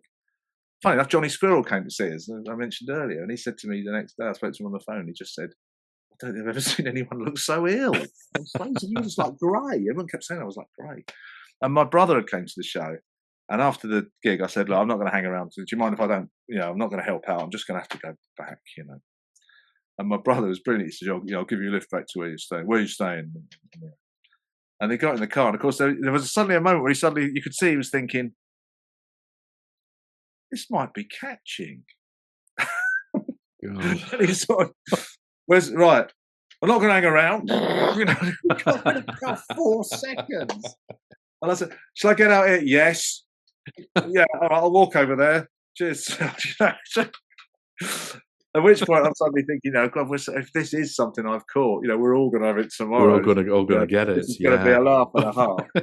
But fortunately, it was and the next night we were in Huddersfield, of all things, and I was still just on water. You were still, I think I ate something mad like a banana all day and slept for most of the day. But same thing, you can't, without wishing to sound like some sort of martyr. There's a lot worse stories than that with people going on stage. You can't be thinking, well, I've had a bad pizza, so I'm not going to play. I'm not going to play, yeah. Because, the people are there to hear those songs, and I'm there to hear them, and I've got, I've got work to do. And that was one of the worst ones. It was interesting, like you were saying about sort of Segs and Dave, sort of, just sort of chatting normally. This is kind of like, this is those are the sort of the times when the people that are around you can help you, just by their very, very kind of being. And it's interesting that there's some people that have this kind of gravitas, isn't there? That just sort of have this aura, gravitas, and that you kind of know that things are going to be okay. There's a comfort in that, isn't there? Yeah, I think so. And I mean, I know, people say sort of when they meet, certainly when they meet Segs and Dave, but even dare I say it with the three of us, there is a kind of you've seen it. There's a weird presence among us. There is. But I mean, Dave and Segs have known each other for nearly 50 years. Yeah. They were friends before they ever considered being. I mean, Segs, was a bedroom guitar player, as he always says. He wasn't a bass player. He was given the bass guitar in the Ruts, Yeah. And because he was, he could play a bit, but he was given that role. So they knew each other before they played music together. Dave, as you probably know, was running a record shop. Yeah. He was drumming in a band called Hit and Run with Paul Fox on guitar. Yeah. Amazing photo of them has just turned up, like a promotional photo, with all long hair, looking like a classic mid-70s band. Paul always had long hair anyway. Dave's, got the same kind of, everyone had that kind of over the ears. Yeah, that's yeah. Cool for the time. Kind of classic rock sort of haircuts. That was a cool look, wasn't it? In 74, 75, something. Yeah. So they knew each other before that, and you won't find anyone else like them, but you won't find many people like the two of them together. Is remarkable. Yeah, I think you're right. I think you're somehow right. I fit into that. Yeah, I think you're right. As kind of like sort of individually and collectively, you're absolutely right. There is a kind of power there. There's a power in the sort of the three of you. What you're doing. As people, also as the kind of messages that you're some is greater than sending out. I think I can say that without pretension. Yes, I agree. I totally agree. And also, hopefully, without sounding too pompous or big-headed or whatever, which I've lost. Yeah. But there is something there that you that is ill-defined. Yeah. But there's maybe that's what real groups are like. Well, the definitive group is still the Beatles, isn't it? And they always say the Beatles were like this. You meet them, if you ever met them separately, they were, it's the bloke out of the Beatles. But if four of them were together, there was this kind of Leviathan appeared. Yeah. That's a lofty comparison, but I think there's a lot of things to be said for bands that have that. We talked about the Feel-Goods. Watch footage of the Feel-Goods with Wilco and Leigh. Kind of a thing there. All those Mick and Keith and I mean they're the other definitive sum greater than the parts duo, and I think this in good bands that's what you get. The Clash 3-man front line was always the one for me. The three of them across the front was amazing. Although Topper was fantastic as well. The Pistols, all those people have that kind of extra member or something, whatever you want to call it. There's a kind of a thing that's there that differentiates them, that lifts them out from. I mean, it's interesting. Like you mentioned, the Clash. I mean, the Clash were always one of my, always been one of my favourites. In fact, good choice. They were the very, very first live gig that I went to see. Oh, wow. And I was always, and I'm going to ask you about this. That I always felt with them that they, musically, they're a kind of great example of a band that evolved musically. Absolutely. Like a long way. They went a long distance. And at great speed as well. And so I'm interested in like whereas a lot of bands would have played it safe, and sort of stayed. They knew what worked. This sort of thing that they knew what worked. But musically, they evolved probably because they felt they had to, they wanted to. And I'm interested in how you. And they could to do that as well. Yeah, how you feel about that, about your own musical evolution, the band's evolution, and how you feel about that in terms of playing it safe with the band's legacy, but also wanting to evolve yourself. Yes, absolutely. I mean, that's an eternally interesting subject with all the best bands, but also, dare I say it, with us as well. Well, we mentioned the Beatles, didn't we? And it's a cliche, but it's been said.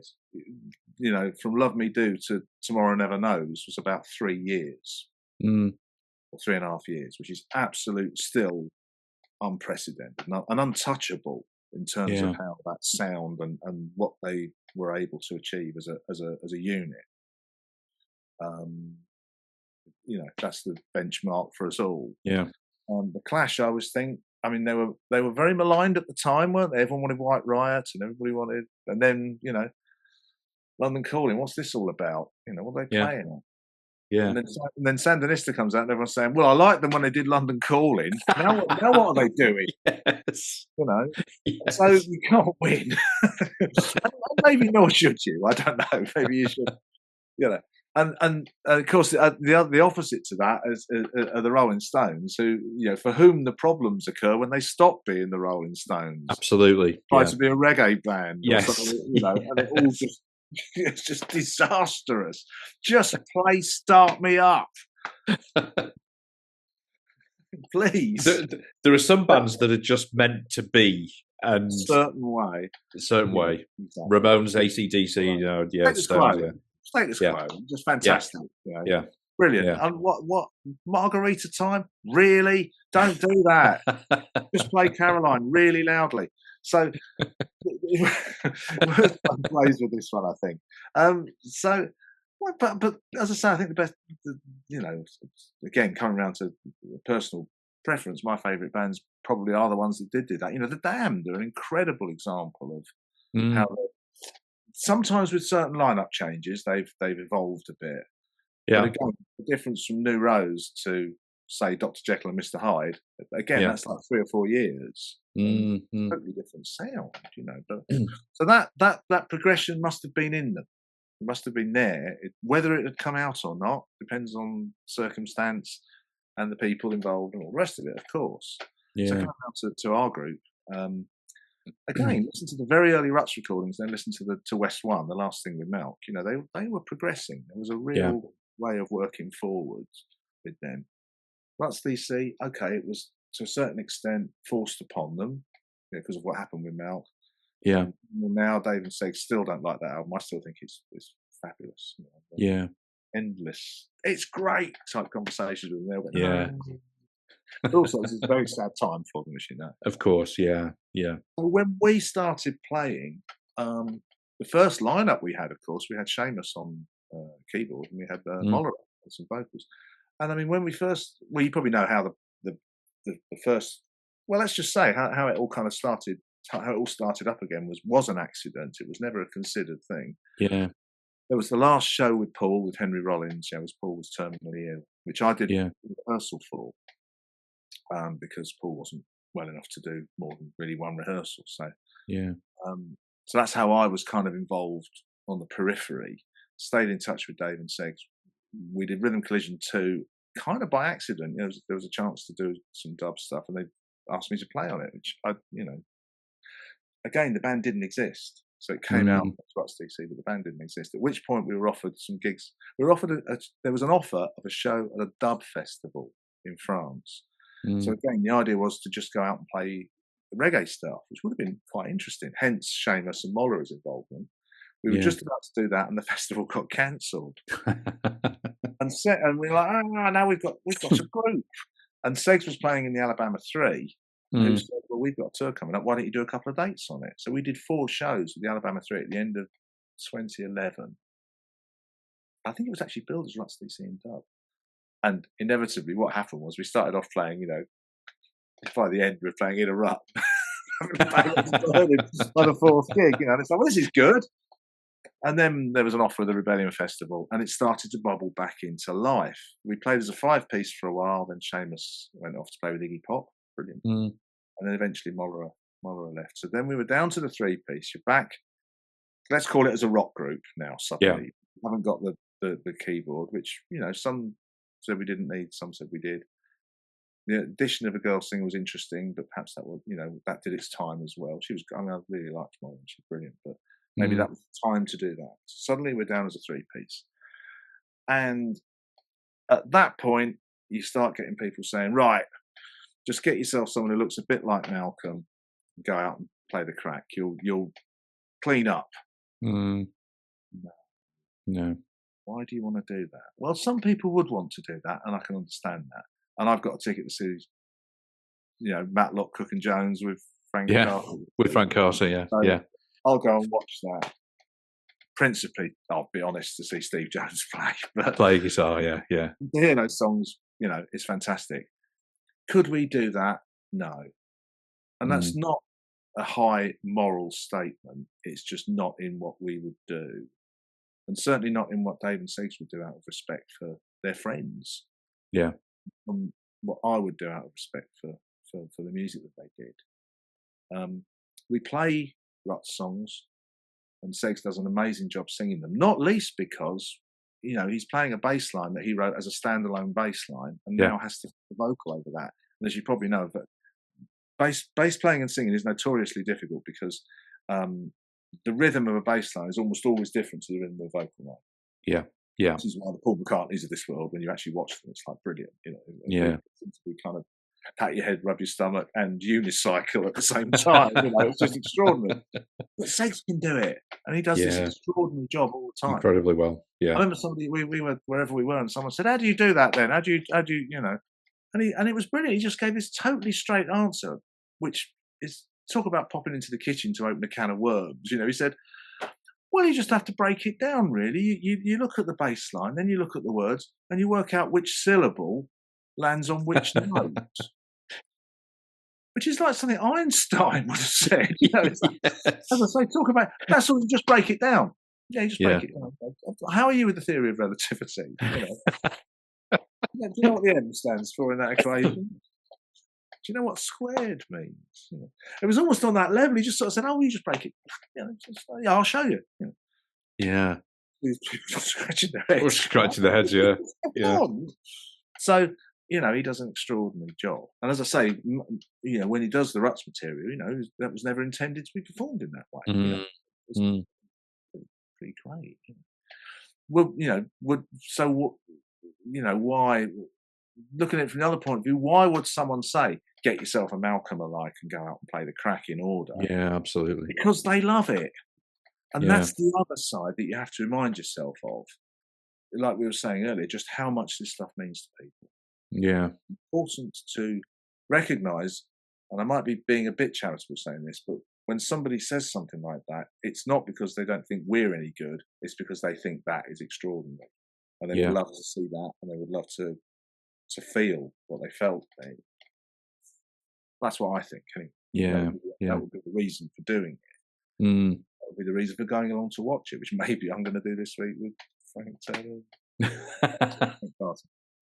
But you know what I mean? You want to relive that sometimes. Yeah. I saw The Who earlier this year, which, as I say, probably my favourite band. And it's Pete and to a certain extent, Pete and Roger and some blokes. To a certain extent these days, they had an orchestra with them and all that. And you could actually, it was interesting. They came out and played, some with Tommy, which I thought was terrific with the strings. You could kind of feel people waiting for, I think whatever it would be. Who are you, or some such? Yeah. They want that rush that they saw then. They want that sound, and we all. One of the things with music and art generally is its power to take you back to things, and to be a massive part of your life at a particular time in it. Sometimes for good, sometimes not for good. Everyone's got a song that they don't want to listen to. Well, it's interesting this sort of feeling of this thing of nostalgia, and how to avoid nostalgia getting into something that's kind of sentimental, and sort of negative way. Keep it sort of positive and sort of respectful, which I think is really important to the respect of the past.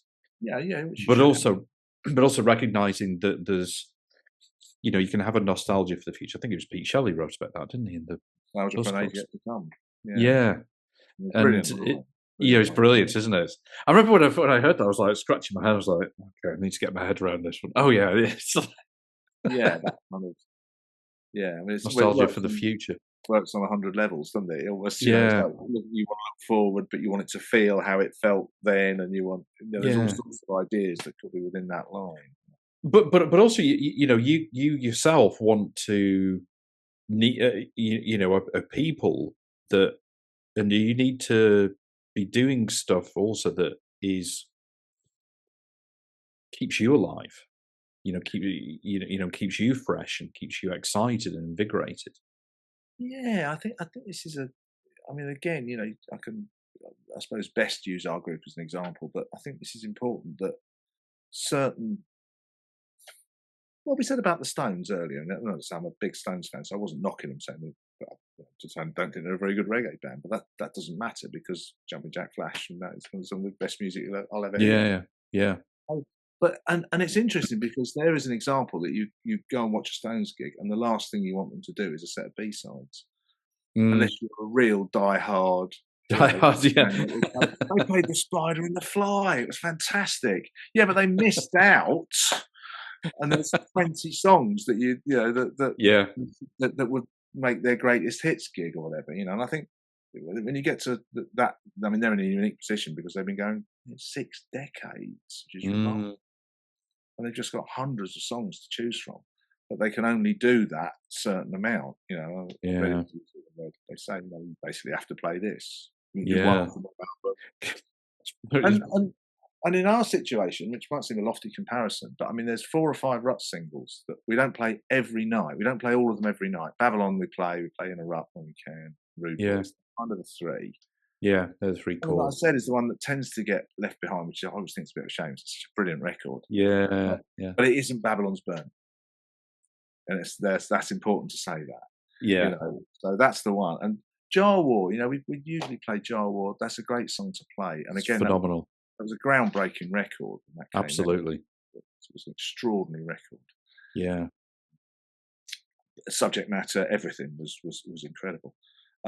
So we are aware we play that. We play that role, if you like. Yeah. But we never shied away from playing, once we got to the stage where we started writing music, let's call it new rock music, because as I say, there's a dub album, which still one day there might be a Rhythm Collision 3. I hope so. Yeah. to revisit that style. And it's been spoken about quite a lot, so hopefully it will be. I think if we hadn't gone down the accidental acoustic road, that might have been out by now. But the acoustic thing is another thing entirely. We'll talk about that in a mo. But when we were Segs, I remember here we go about remembering certain incidents. We were rehearsing in Deptford Bridge. There's a studio down there called the Music Complex. We were rehearsing in there, and I think Seamus had just gone, or maybe he was about to. Anyway, Seg sort of came in and he went, anyway, lads, do you want to try a new song? Yeah. What do you got? Well, it's not finished, but I've got this. And it was Secondhand Child, which is on the song. And he played it and he said, I kind of think it could sound a bit like this, a bit like that, you know, sort of style-wise. And we started playing it. I remember standing there thinking, right, this is a bit of a moment, because if this works, the next couple of years could be very interesting. Could be very interesting, And that kind of, I think the first time we played it, we actually, strangely enough, we played it acoustically. We did an acoustic show at Rebellion. I think that was the first time it went in the set. Much to everyone's bemusement, including ours. But then we started, suddenly it was like, well, I've got a few riffs, Segs, you know, I've got some ideas. Right, well, you know, come round and have a cup of coffee, let's see what we got. And it was literally as nonchalant as that. And what I discovered, incidentally, as an aside, is Segs is really good at making omelettes. Right, okay. Really good omelette chef. Fantastic. He makes these beautiful omelettes. Because I started going over there kind of once a week or whatever it was, and you know, we started just compiling ideas, and there's still loads that we could do something with. Some of the bits and pieces from the Music Must Destroy, what became Music Must Destroy, you know, were finished on Counterculture, and there's stuff left over from Counterculture which hopefully will become something else again. Yeah. So we started, I mean, and it tends to fall into, sometimes Segs will bring in, you know, a song in quote marks, but it's not finished, you know, but there's a lot more of it than there might be. Bound in Blood, the newest one that we've done, it's good. But I've kind of done the middle eight and that, and things like that. So either he would bring something in and we'd jam on it and play around with it, which Secondhand Child was a good example of that. At the other end of the scale, there's stuff that we've literally just worked out as jamming in rehearsal. Yeah. I'll start a beat, or one of us will play something, and it comes together. Box Teardrop was done like that. Yeah. An example of one. You know, it could sound a bit like Hawkwind kind of thing. You know, what would we play when we played that? Yeah. And it came out to things. That's incredible. The one on Counterculture, which was fascinating. So I'm going over to Sexy's to do some stuff. He said, "Yeah, listen." He said, "What? You know, I'm going over on Thursday or whatever it was. You know, he phoned me the day before, and he said, listen. He said, can you hear this if I play it in the background?" So, well, you know, give it a go. And I heard this kind of, you know, when you play something down a mobile phone with in front of the screen, it's a bit a bit underwater. I thought, Christ, that sounds good. I said, "What's that?" He said, "Well, it's us." He said, "I've just found this. I was going through my phone looking for riffs and things, which we all do all the time now. You can record this stuff, can't you?" He said, "It's like a whole track." He said, I'll send it over to you. Have a listen, and we'll have a look at it tomorrow," kind of thing, you know, or whichever day it was. And he sent this over, and it was like, "Oh, this sounds fantastic. Where's that come from?" And it was literally, and then we kind of worked out, we'd pieced it together, you know, very quickly in a rehearsal room, recorded a bit of it, make sure we don't forget that. Off we go. It's X-Ray Joy. On oh, wow. I know, it's a big song. Wow, it is. And on the original recording, you can hear me working out the riff. We're going round it, and suddenly I play that riff kind of thing. I've got my bit at last. Segs is playing his bit. Wow. Dave's just keeping time a bit while we're getting the idea. And I play that riff, and it kind of grows. It kind of takes off. Wow, that's incredible. Play this thing. Amazing, yeah. I mean, and we didn't know we had it, kind of thing. You know, and he found this. Wow. We put that couldn't handle the pain section in, I think. One of the bits. And so, you know, they all work on different ways. It's amazing to sort of see that evolution of it.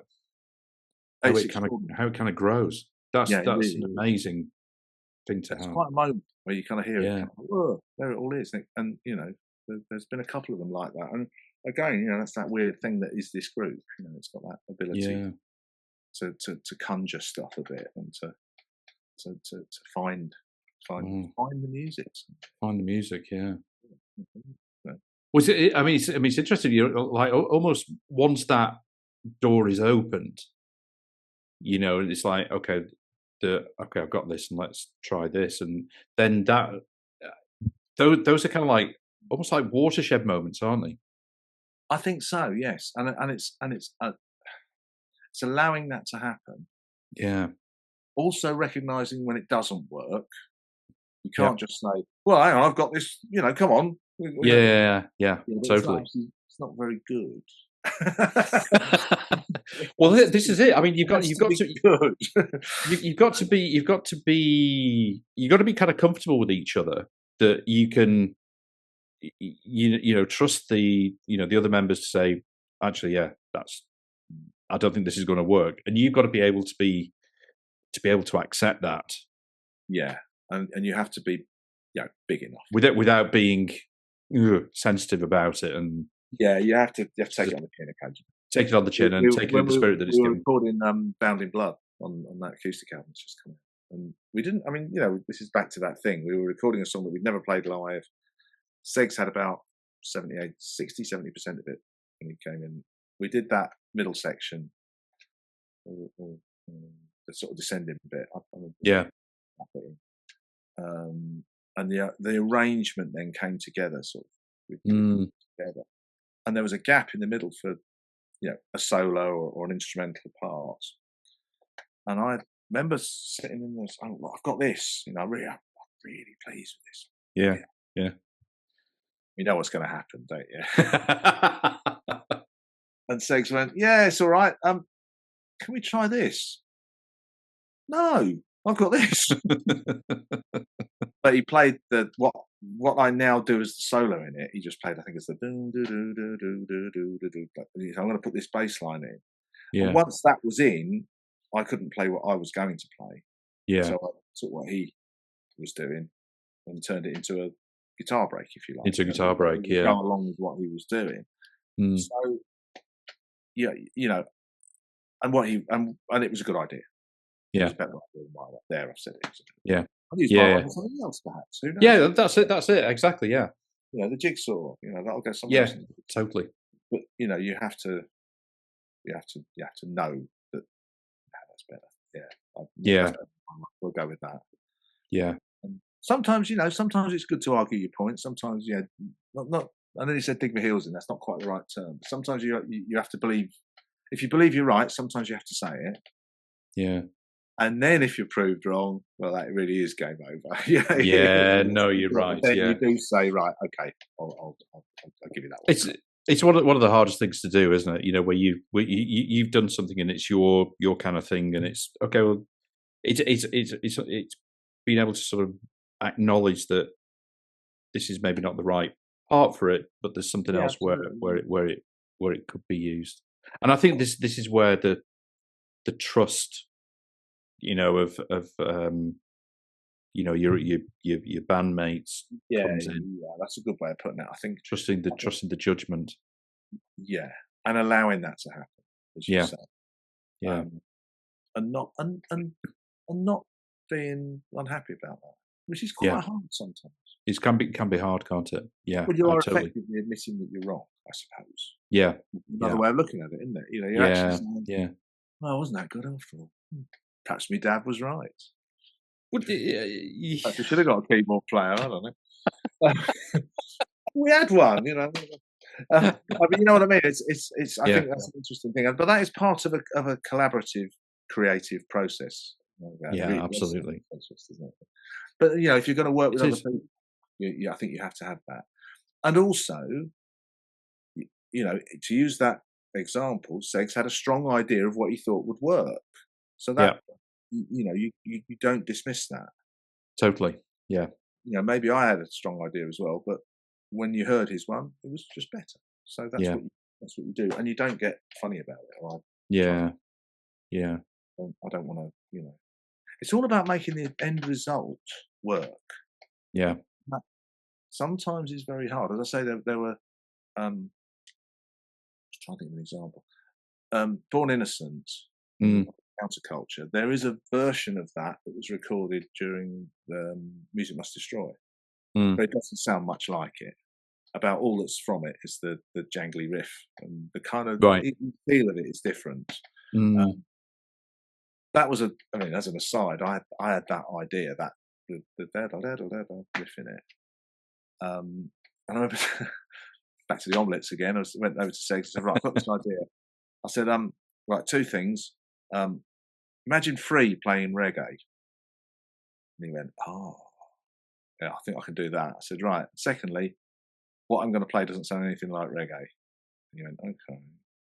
And I played the riff, and he behind it just did that reggae bass line against what I was, and there it was. It was like, we're off kind of thing. Yeah. 6 years later, we finished it. but that's that again. You have to recognise that when we were doing it originally, it wasn't working. It did. There was whatever wasn't right about it wasn't right. Yeah. And no amount of hitting the square peg into the round hole was going to change that. Yeah, absolutely. The idea was there, and the idea has to be good, but then how that weaves its way to the finish line, it's not always a straight line. Not always a straight line, is it? The song Counterculture, the idea for that was around, but it was very different. It was about 2/3 of the speed, different feel. They're all ideas that evolve. Yeah. And I think unless you're in a situation where you have, the Pete Townsend character that will write everything, or Prince or whoever, someone who has this, Bruce Springsteen, people who have very strong artistic vision, I suppose you'd call it, people who produce demos before the band hears it and things like that. Unless you have that person who does that, or that team that does that, when you're in a group like ours, which is more collaborative, that is inevitable. But sometimes sometimes, as I say, things get recorded on mobile phones that you forget for years, and you go, and then you come back to them. Yeah. And suddenly it's called X-Ray Joy, and we're out there playing it, and it's a great song. I think it is. So that's an interesting side to the whole creative side of music, which again goes back to that idea of not just playing the old Ruts songs, or not even just playing the old Ruts DC songs. Yeah. Once we had a realization that we could write new music, and it was valid. And again, it's got to be good. You don't just do it because it's there. I think once that had kind of manifested itself, I suppose you'd call it, we were off, and we had to do it. And it's funny.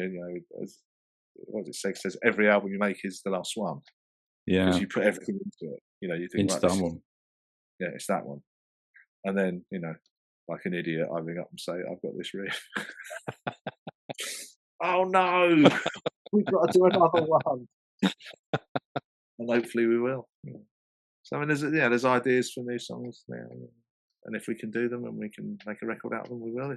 If we can't, then what we've done is valid. I think it's great. Yeah, I hope we can do. Well, let's hope they do come out. That would be amazing to see. Lee. I hope so. Yeah, I mean, there's definitely ideas. Well, it's not over yet, hopefully. He said tempting fate. Well, I think that sounds like a great place to stop. It's been an amazing chat. Warming up. What do you mean? Just warming up. Oh, maybe we'll come back for part 2. In a minute. Get a few beers. And settle in for the rest of the day. Well, should we do this monthly then? I'll just see what I can ramble on about. Just do a monthly thing, yeah. I didn't say weekly. Oh, okay. Yeah, great. I mean, it's been lovely sitting here talking. That's been great. It's been a great chat, Lee, honestly. Oh, that's the idea. Oh, good. Well, thanks for inviting me to do it. It's been an actual pleasure.